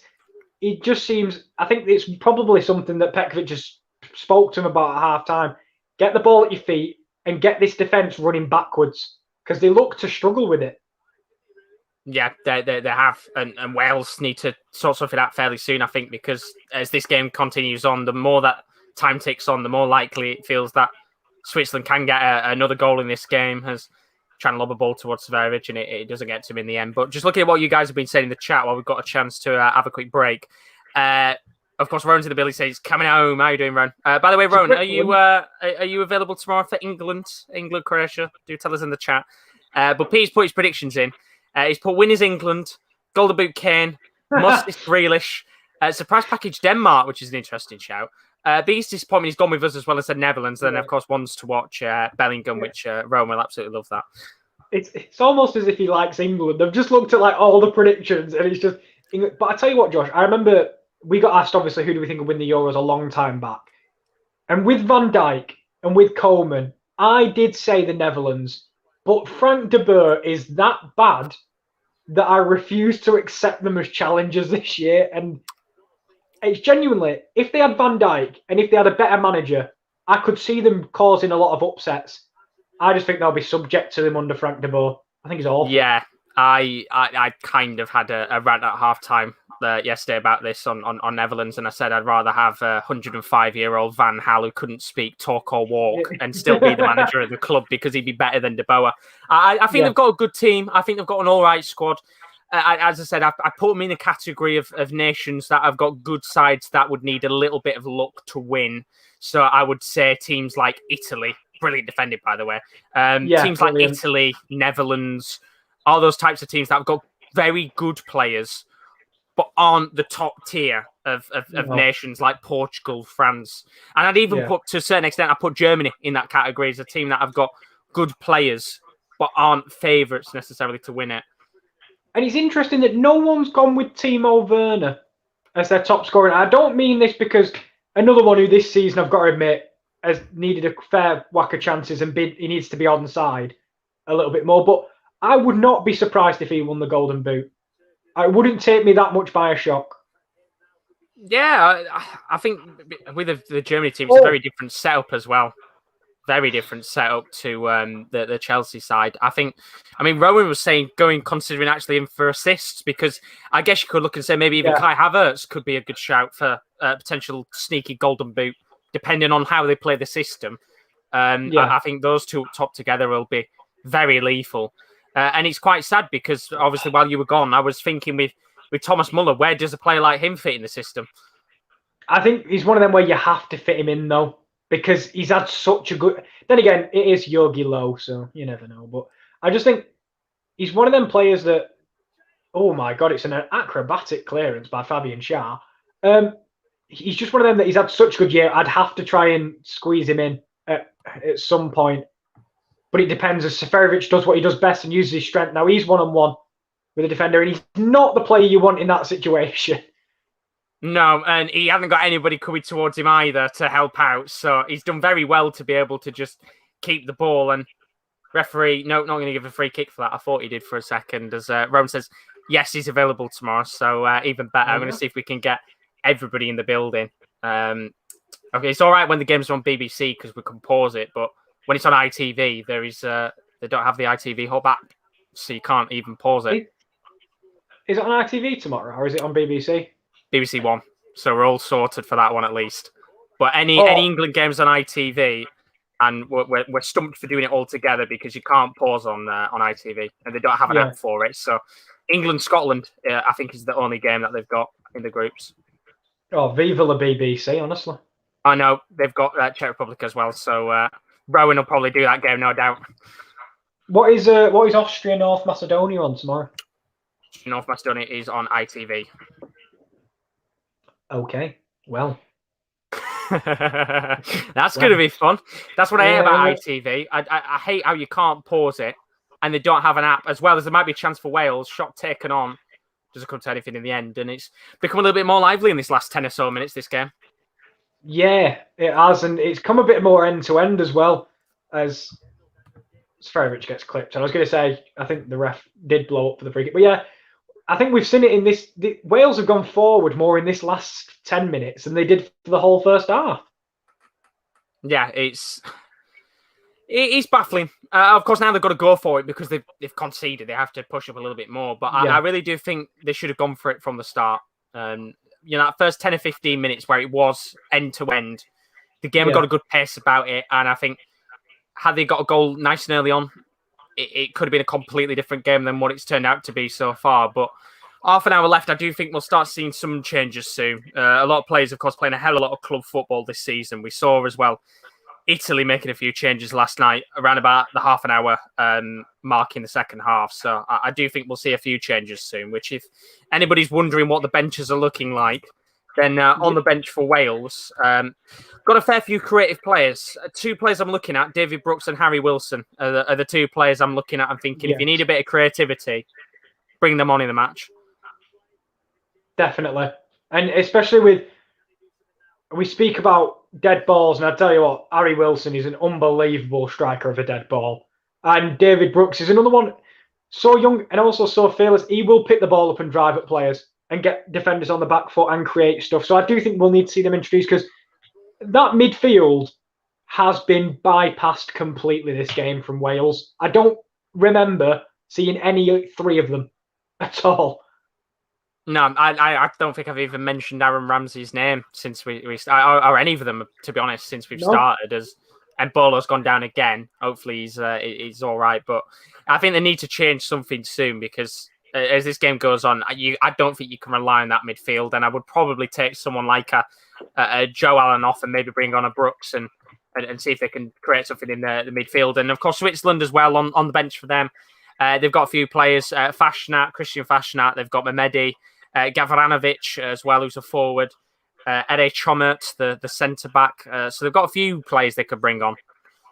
Yeah, got to bring on Zakaria. Got to. It's just rule. He's the one to watch. We've been waiting for him all game. He is. And it'll be interesting because, again, unfortunately, I look at some players that I do want to see. Fasnacht, Vargas. That would require a change of system for Switzerland, because they're not playing with wingers. And let's be fair, they're not going to play full-back. Or I hope not anyway. Yeah, so you would. Oh, no. Oh, it might be a chance for that edge of the box shot taken on, and it's a really powerful effort. But in the end, it's a chance for Ben Davies that goes wide of the mark, and that is probably the best chance Wales have had in this first 15 minutes of the second half.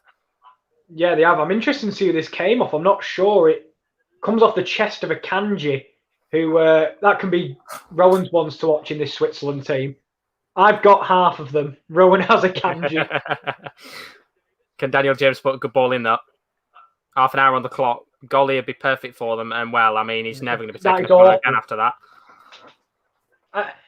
Again, we saw Daniel James do what he does best, which was just run at the defence earlier in the game. But apart from that, again, just end product, it's just lacking completely, isn't it?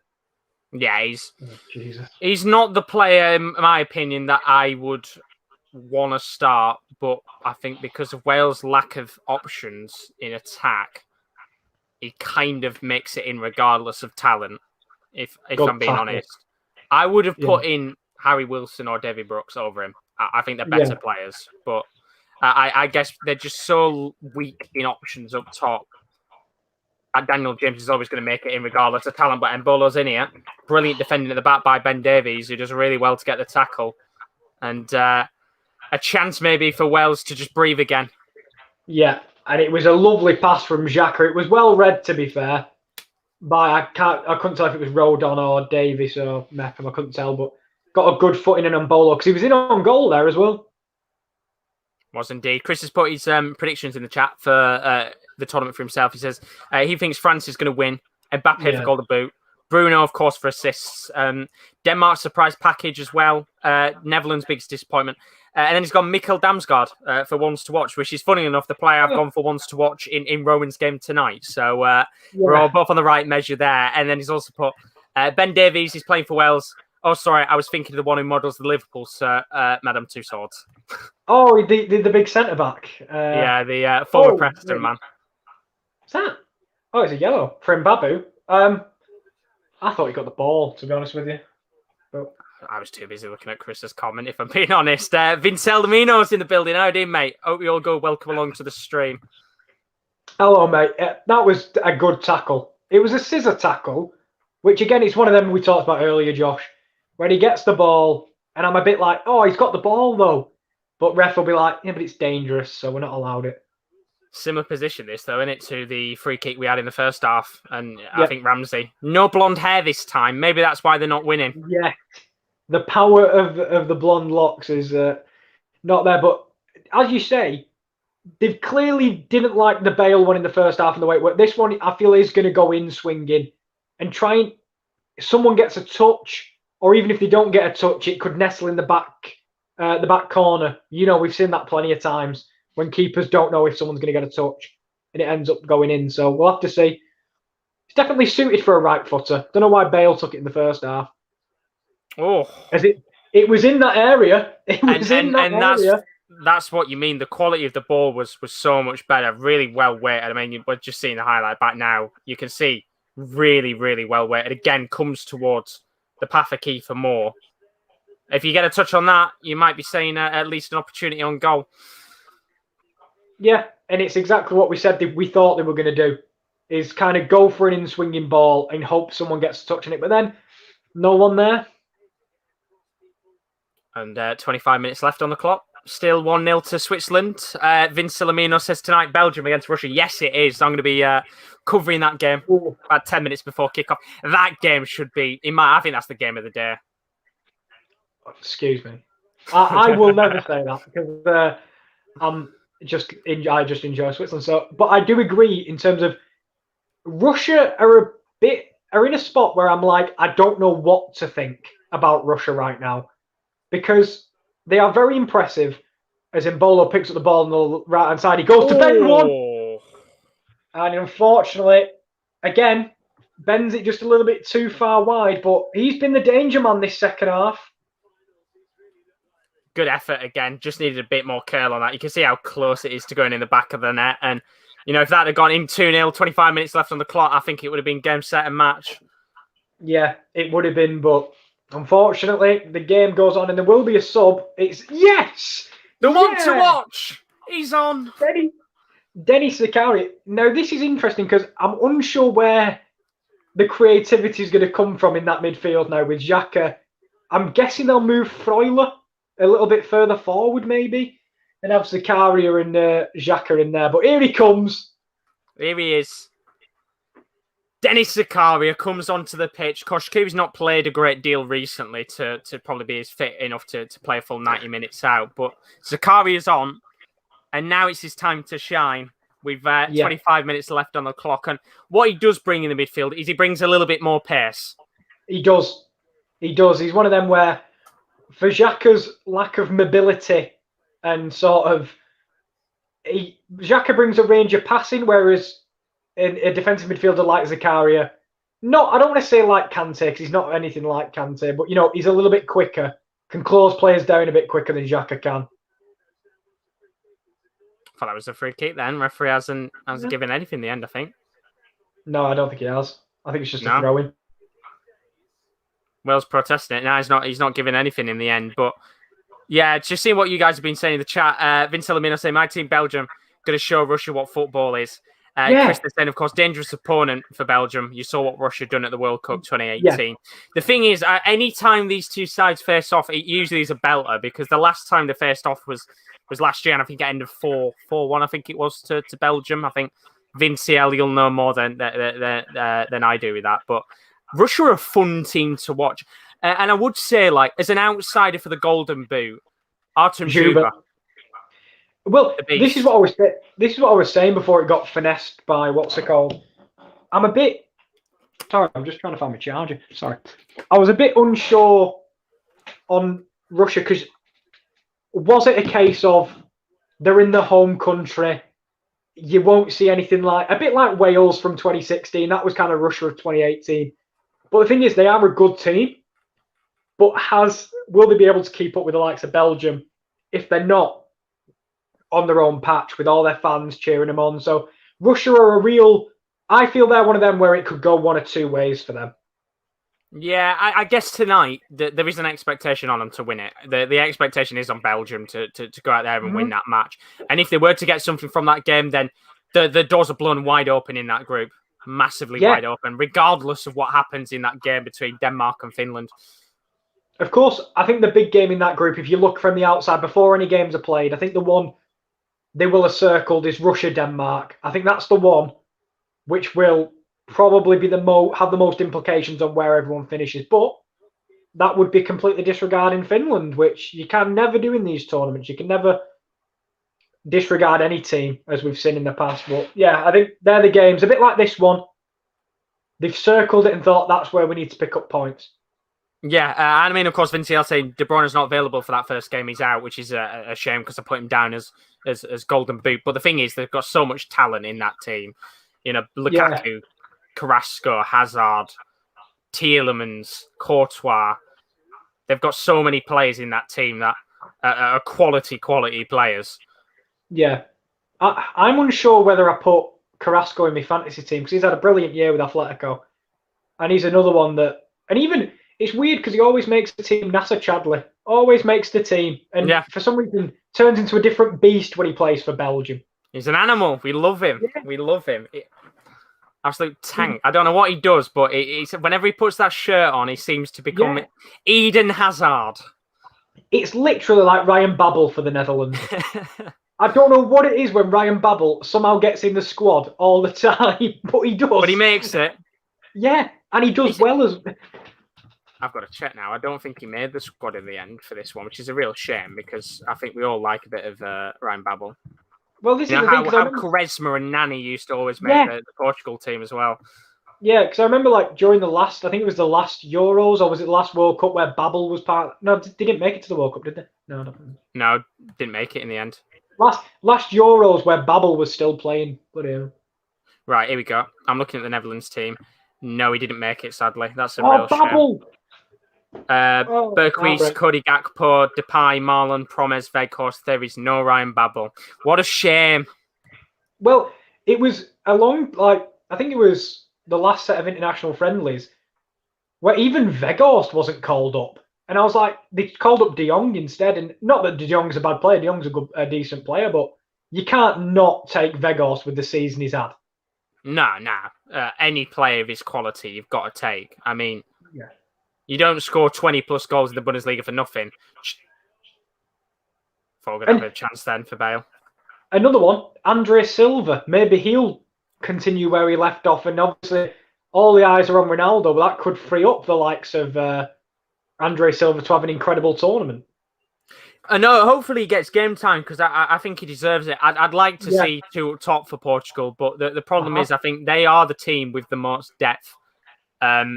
Out of any side apart from France. I think you look at the team, there are players left, right and centre. We're not even talking about João Felix. That's how strong the Portuguese team is. He doesn't even get mentioned as a player. They've got Pedro Gonçalves. They've got Bruno. In midfield, they've got William Carvalho, Daniel Pereira, Matinho for creativity. They're one of the most flexible teams in terms of players you could bring in. You look at the right backs. If Cancelo's not playing, Ricardo Pereira slots in. Two of the best right backs in the Premier League. Yeah, they are very blessed and they do have players who can play multiple roles as well. I think Rafael Guerreiro is one of them who I'd love to have in any kind of side because he can play all along the left-hand side wherever you need him to slot in. He can do a job. Wing back, full back, left mid. He can do everything on one side. So always good. As Mbabu nicks it away. Another man who I think's had a very good game today. Mbabu. Yeah, I think he's played really well. Again, second game in a row where I think the two fullbacks have been key to the match. Ricardo in the first half. Of course, I think Mbabu a little bit more in the second half. But we saw Spinazzola yesterday be the man of the match in that game against Italy. Very well deserved for what was a quality performance. But again, fullbacks key in this game, pushing forward. And it's one of them where you could see yesterday with the way Italy played. It's all at half time and I don't know, they seemed a bit surprised by it, but Spinazzola is an out-and-out left midfield. Like, that is what he used to play. Like, he's obviously goes into a five at the back for Roma at the moment. Oh, they did under Fonseca, as that's going to be headed back for a thingy. But that's how he played under Fonseca as a wing-back. So it's not surprising to see him all the way upfield. And he was the most creative player they had in that first half, and he tried to make things happen. Yeah, and the amount of times the ball was fed towards him on that left-hand side, I think any other manager would have noticed that and probably doubled up on him to keep him quiet. But then on the other side, Berardi was an absolute nightmare for most of the match as well while he was on the pitch. So, look, Italy have got a great squad. They've got a really, really good squad. I think they are in a real good shout for me, I think, to be one of the surprise candidates that could go all the way if things go their way. But Wales need some... Yeah, and Wales do get something! Magic from Kiefer Moore! And just like that, Wales are back in it. It's 1-1. And it's that man, former Miller's man, Kiefer Moore. Kiefer Moore. What a beast. That is a brilliant header at the near post. And it was the first half we saw a chance similar to that. Yeah. And in the second half, it's pretty much, I wouldn't say repeat of the same situation, but he's 6'5". You know he's going to get on the ball 9 times out of 10. And look at that run at the near post. Brilliant goal. 1-1. It's why he's in the team. And he's just not picked up either. It's poor marking from a Switzerland point of view. And again, Wales have had absolutely nothing in this game apart from 2 Kiefer Moore headers. And that's all he's needed. He's headed home. Certainly is. And Rob Page, he's absolutely buzzing on the touchline. And the few fans from Wales that have travelled all the way to Azerbaijan are getting their money's worth now because they've seen a goal live with their own eyes. As they're going to have a substitution, I think. And Dan James is coming off, which is an interesting shout. He doesn't want to come off. He's flabbergasted. He's coming off, but he's coming off the pitch and David Brooks comes on. And, well, maybe if you're a bit more better at creativity, then you'd still be on the pitch. Not sure what he can complain about. He's been pretty useless today, if I'm being 100% honest. What minute are you in? Sorry, I had a problem again. I am 74 minutes, 48, 49, 50, 51, 52, 3. I'll tell you when I get to 75 bang on. No, it's all right. Because Are we in sync? 75 bang on now? Now, yep. Yeah, pretty close, As we mentioned, I think I said at half time, I thought they'd be a smash and grab for Wales, to be honest with you. And that's exactly what they've done. Yeah, absolutely. They've done really well with that. And my bet is off to a stellar start. Get in there. That's what we love to see. I've got one bet on today. One bet. It was what did you go with? So it's a twofold bet. I've got I have both teams to score, a corner each team in each half, and 10 booking points for each team in this game. That's all done. But I need the other half of the bet to be complete tonight. It's a gamble, this one. It's a big gamble. Belgium to win, both teams to score, 20 plus booking points each side, 4 plus corners each team. That is £430. So it's a bit of a gamble, that one, but it is. Half of it is done. Yeah, and now you can see a massively different feel about this game for the Welsh fans. They've not been in the game, and they've somehow managed to get away with it. Here's Freuler. Can release Rodriguez. Not really got anybody to play it into. He's going to have to wait. Oh, no, he's lobbed it in first time. And go on, Dennis. Zakaria. Lovely ball. And then Bolo at the near post. I'm ahead. My apologies. I'll pause it. Sorry. Oh, it's all right. And again, it's another chance where you think to yourself, just maybe, if he was half a second sharper, he'd do a little bit better with that. It's a delicious ball from Zakaria as well. And this game is really opening up with 15 minutes to go. And I've just got a feeling Switzerland are going to bottle it. Oh. And that's what we wanted. We wanted an open game. We've got it now with 15 minutes left. And now there's a few crunchy tackles going in. Granit Xhaka's okay, though, which is good to see. Yeah, he's all right. And I was going to say, that was a bit innocuous because they were just running. Neither of them were on the ball, and they both ended up on the deck. So I'm not sure what happened there. But now, we talked about players coming off the bench. David Brooks will be a danger with 15 minutes to go, and that cross is absolutely horrific. Thought it just kept it in place somehow. Then it is out in the end. But yeah, he's a great player to bring off the bench. He's got the creativity that I think Daniel James hasn't. And I think James played well. Don't get me wrong. Jokes aside of him not having much creativity, I do think he brought a little bit of pace and that Wales did need in the game. And there were a few opportunities where he did get the free kick for Kiefer Moore to take in the first half. And I think that's the one thing he needs to improve on his career. It is the creative side of his play, because for me, when he did sign for Man U, I always thought of him more of a Leeds player than a Man U player. And I think most people will agree on that. Yeah, it was a massive step up. Yeah, absolutely. It was, I think, a little bit too big of a step up. Yeah, and also he played a lot during that first couple of months at United. Yeah. And that's what is going on. What are you doing? I think as well, it was that start that he had where it was a case of, I think it was the 5 or 6 goals he scored at the early stage when he on a big run.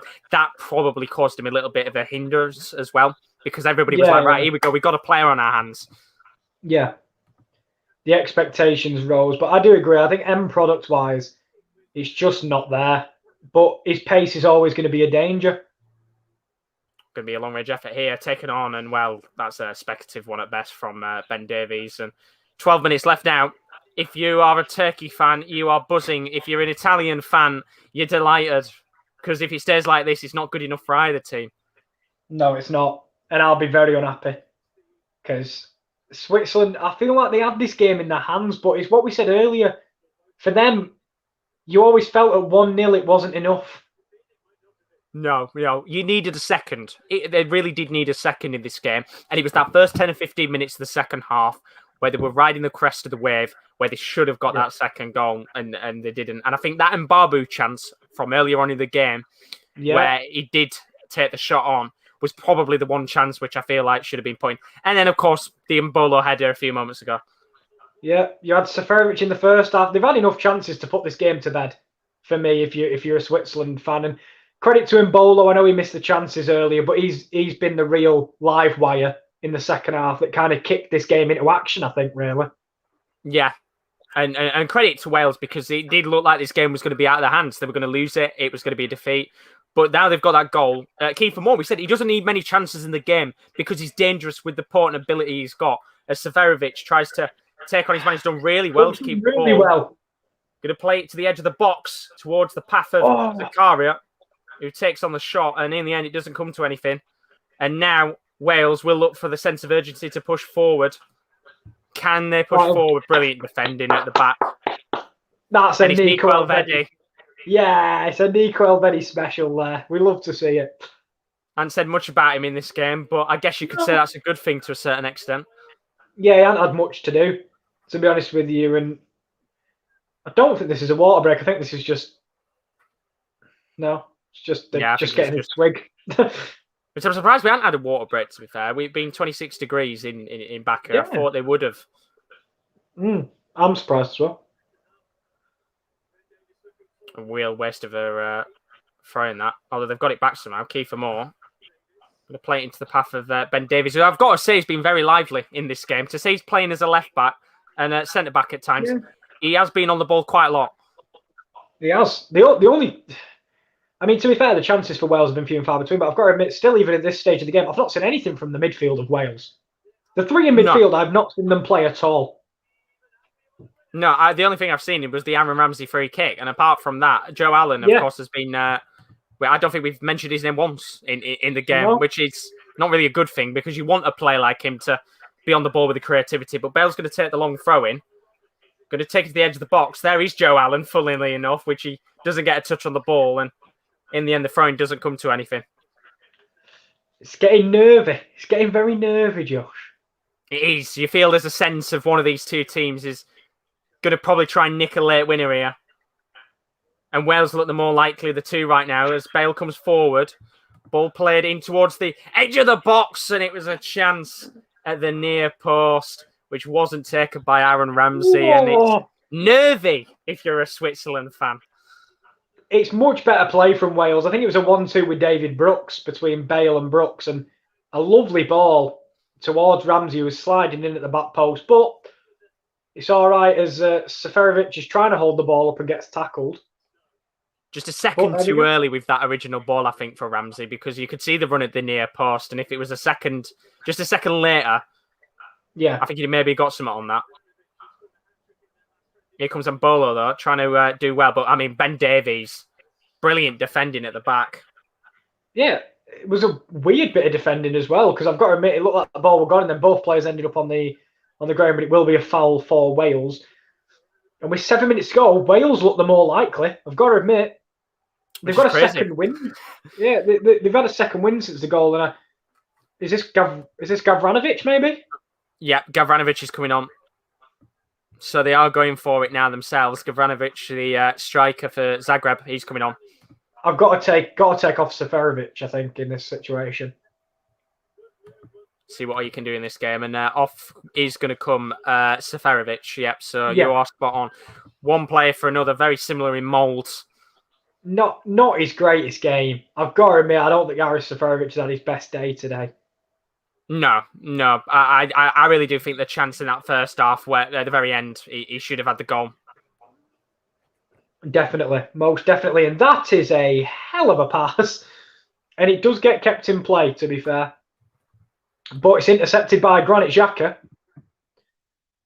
And now it's rolled out. We'll see if anyone can take this game and make the difference. Do you think it'll be one of the subs to make the difference, Josh?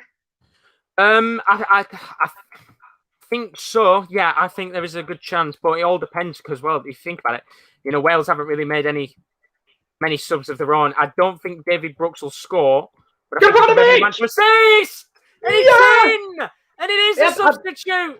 Gavranovic. I'm not confident he's onside. I'm not confident. I've not looked back. I'm just not confident. But Gavranovic, a brilliant header, by Mbolo, who heads it into the path of Gavranovic. Josh, do you think he's going to come from a sub? Well, I do think it is now. We're going to see it back again to see if he's onside. I think he's off. Oh, and it looks to me he's off. I would say that's offside. I said, Josh, I wasn't going to get excited because I think he's off. By the way, I know you're in the chat, Rowan. I've sent you the lineups image if you need it. I mean, it was a great finish, but I think VAR is going to be used for the first time in the tournament here. And I think it's going to be ruled out. I think it will be. Josh, I saw it. The moment I saw it, I wasn't confident. He looked a little bit off from the first look I had, and the replays have kind of confirmed my suspicions. So the question, Kieran, is the substitute going to score? Oh, don't even, man. It was brilliant movement by Gavranovic and a brilliant finish as well on the volley with the left foot. But I think he's off. Yeah, I'd be very surprised if this counts. And this is painful for Gavranovic because it's not a goal. It's disallowed. It's offside. And Wales have a chance to breathe again. Yeah. Look at them. They're so going to shit out a win, Josh. I know they're going to shit out a win. Oh, and I mean, you can see you don't need any tinted glasses there to know that that's offside. No, it from the moment that header, it just looked like he'd made his move a little too early. And it was brilliant build-up, but it comes to nothing. And Wales, I've got a feeling they're shithouse in this. 4 minutes left. Are we going to actually get a winner? Or is it going to be a stalemate at the end when Switzerland and Gavranovic thought they were going to nick what would have been such a crucial victory? Yeah. And I remember I did a prediction for this game yesterday. Oh, bloody hell. It's marginal. Oh, it's so tight as well. And there's the Wales fans. Even they know that in this game, they are probably lucky.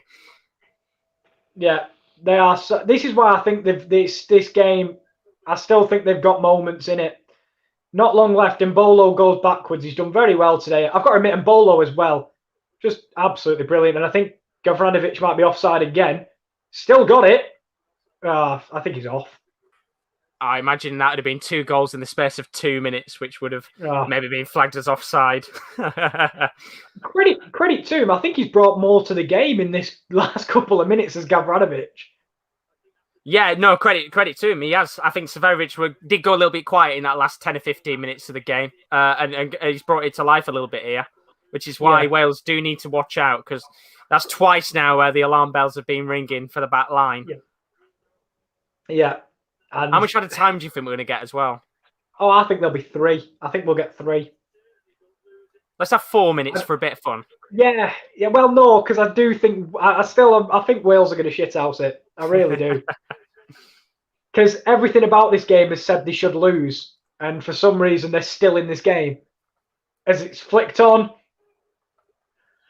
Oh, Joe, I don't like Nervy. this. It's I nervy. don't like this, Josh. I don't like it. What minute are you in, just so I know we're level? Go on, I'll try get level. I'm 88, 26, 27, 28. Perfect. 29. We're happy Perfect. days now. We're happy days. Are we going to get a winner? Switzerland coming forward again, trying to redeem themselves. Lovely work from Mbolo, and he'll drive forward. Here's Mbolo, plays the ball towards Zakaria, who's in the middle. Ball flick towards Gavranovic and out for a corner. It was just a little bit heavy, the pass from Mbolo. But again, in the midfield, a lovely little nutmeg. And they were away. And even Zakaria has come to life in this game. He's had a good few opportunities to drive forward. He's had the license to be free rather than sitting in that midfield role, because that's what Xhaka does. He's been allowed to go forward. And now... Final minute. Oh, the set piece was where they got the goal the first time. And I think it's Rodriguez again on it. How they got it the first goal. It's in. Good save from Danny Ward. And then Bolo again with another chance to seal the deal. And another corner for Switzerland. How have they not that again? He's being grappled by Joe Allen. And I think Joe Allen just gets the slightest of touches. Yeah, Danny Ward does very well to tip it over, but the corners have been where they've been the most threatening. And the ball's lobbed in again. And this time it doesn't come to the same achievement as the first did. Lobbed into the box, it's headed away by that man, Ben Davies. Zakaria lobs it in and it'll go out again for a cheap corner. Nervy by David Brooks. He didn't know there was enough time there. And how much have we got added on? Come on, Switzerland. A few minutes left of this game, I feel. We're into a total of... It's not coming up, is it? No, they don't want to show it. That makes it even more nervy. Corner's lobbed in. And it's a full corner. 5 minutes of additional time. Just to add to the excitement. That's just so Wales can crap out a winner. I've had enough. Where's that come from, ref? Oh, honestly, this is why we love the Euros, isn't it? Drama already on day 2. It's unbelievable. Why does it feel like everything's on the line within like one game? And here, well played.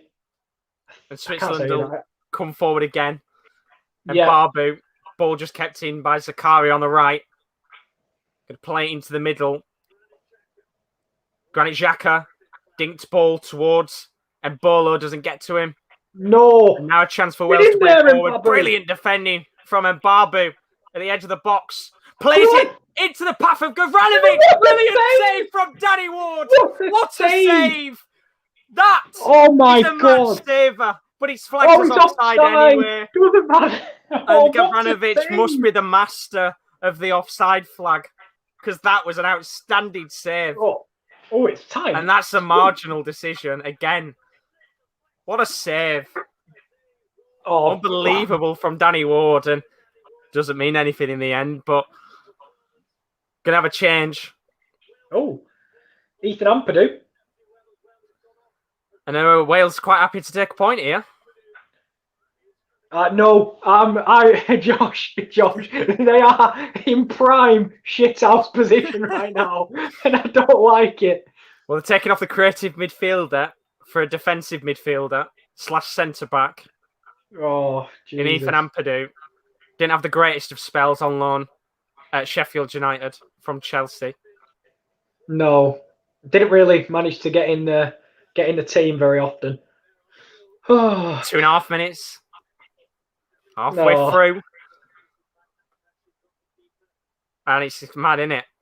This is literally the second game of the tournament, and it feels like everything's on the line. And that's how important it is. It's a must-win.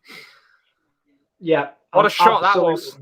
I know. He's took out the laptop, I think. I can't see it from here. What is it? He's wiped out the Mac. It's all right, though. 2 minutes left. Switzerland coming forward.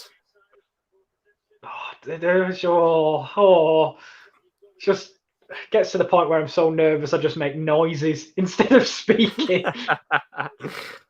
What can Rodriguez. Well. It's a great touch. Mbolo. Corner. Tried to get it outside of the foot corner. Oh!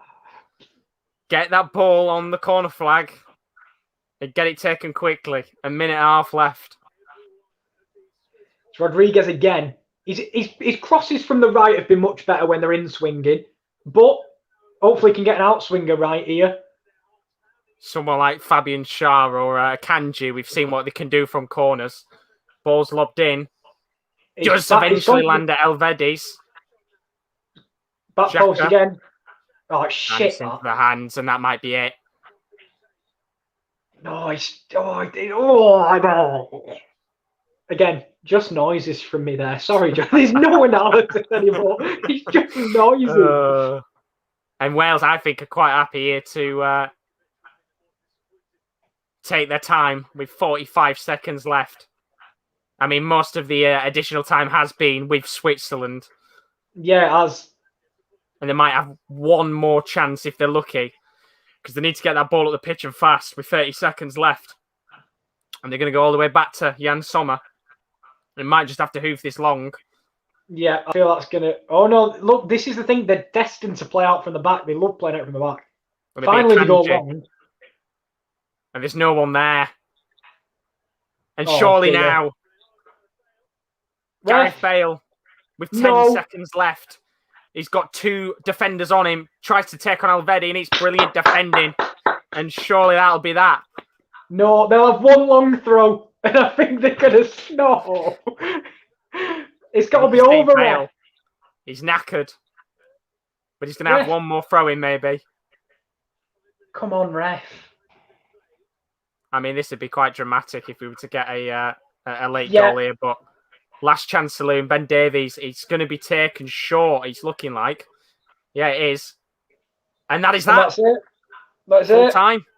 And in a game which was a must-win match, I've got to say, the Red Dragons breathe a sigh of relief, in my opinion.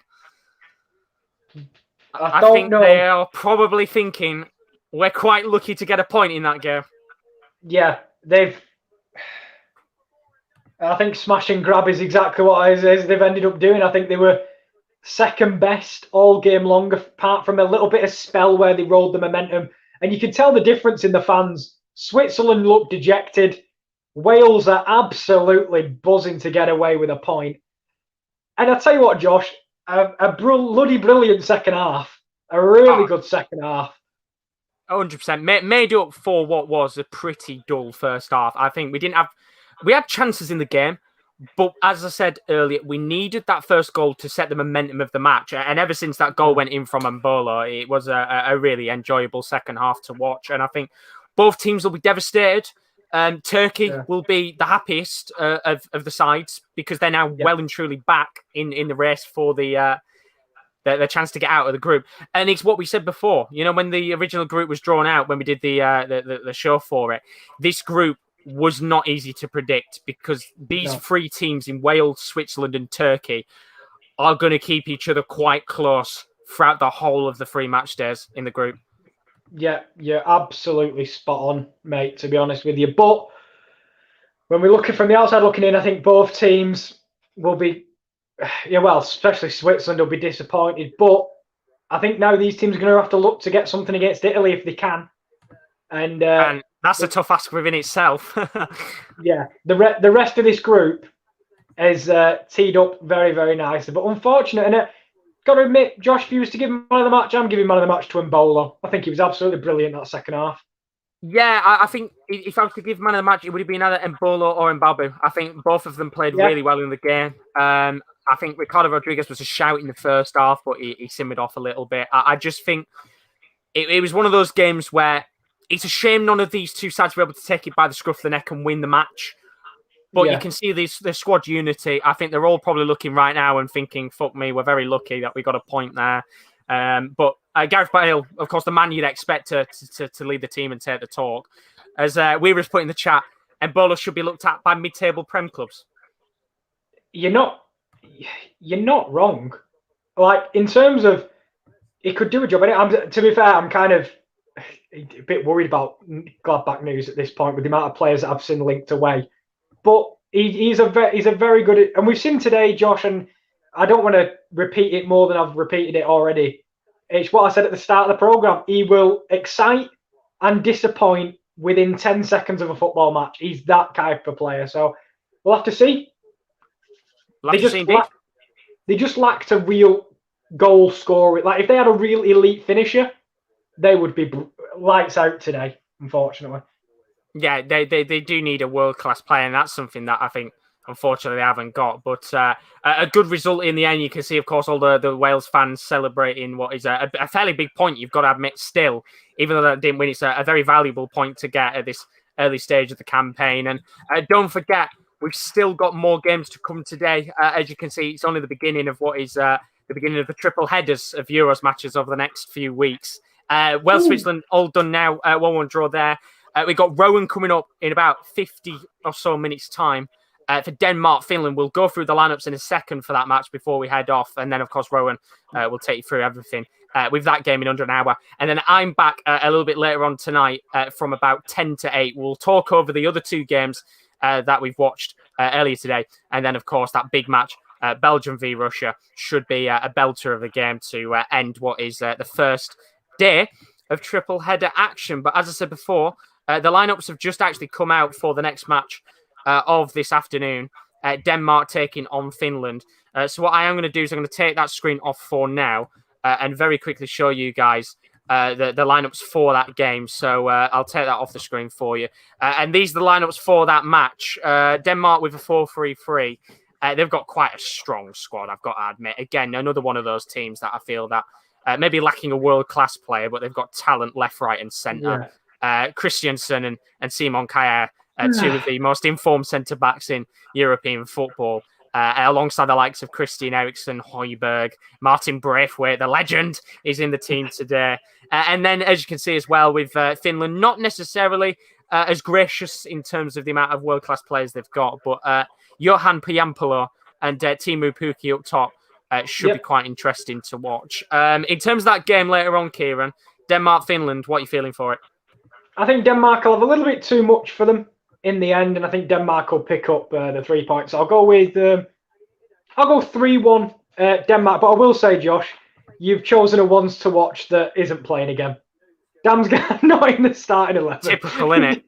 Yeah, Absolutely typical. I tried to pick out as many ones to watch as I could before the tournament, and they're all not playing. So thank you very much to all the managers for not even picking them out. It's greatly appreciated. Next time, be super boring and just go with the play. Pukki's the ones to watch for Finland because he's just going to play every minute, so it's fine. I mean, at least Sikaria came on in the end. That's the positive. We did get to actually see him, which is it's nice indeed. And hopefully we'll get to see Damsgaard at some point. Yeah, he didn't play too bad. I know they were just pointing out that apparently he was the man that was meant to mark Kiefer Moore. He was in front of him, but I don't think it was a bad performance by anybody, really, in any team. And hopefully more games, more goals in the next couple of games. Yeah, hopefully so. And as I said before, this is the rest of the content coming up over the weekend. Denmark-Finland is coming up next. That's in about 50 minutes with Rowan. Should be an interesting game, that one. So there's some goals in that game. Then later tonight, Belgium v Russia. I'll be live from 10 to 8 for that one. Should be a mouth-watering clash. Tomorrow, it's the big one. England against Croatia. We'll all be here. Group D, 5-2. Well, probably a little bit earlier, actually. Probably about 10 to 2 for that one. It should be a mouth-watering match. Austria versus North Macedonia will be back pretty much straight afterwards for that game in Group C. So we've got two very good matches to watch. And then on Monday, Scotland take on the Czech Republic. That's in Group D. That's KD's first match of the tournament. But as for now, I've got to say a big thank you, KL. We got there in the end. We might have had a few issues at the start, but we made it with no problems. I know. I tell you what, if this stream started about half an hour in, we'd have been golden for the whole thing. But no, thank you very much, Josh, for joining me and obviously being the safety blanket for if we do have Richard Branson problems. Hopefully we don't have as many over the next few weeks, but I'm pretty sure you're going to see a lot of us too over the next few weeks, especially for North Macedonia. Come on, my sons. And England, of course, as well.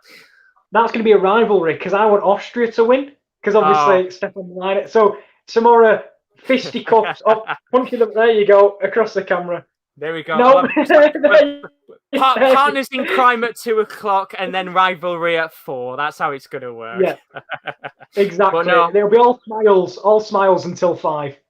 Yeah, 100%. Well, we'll have to see if Croatia win then. I don't think it'll be all smiles till then. But as for now, Rowan will be back in about 50 minutes. If you are new to the stream, as always, don't forget to leave a like and a subscription if you are new to the channel. If you do want to go out and check out our social media to see when we are live, our Twitter is @the_top corner.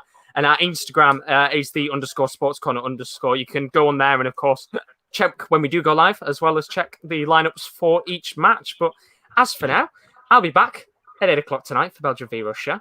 We'll be back tomorrow for England v Croatia and Austria versus North Macedonia. We will see you then.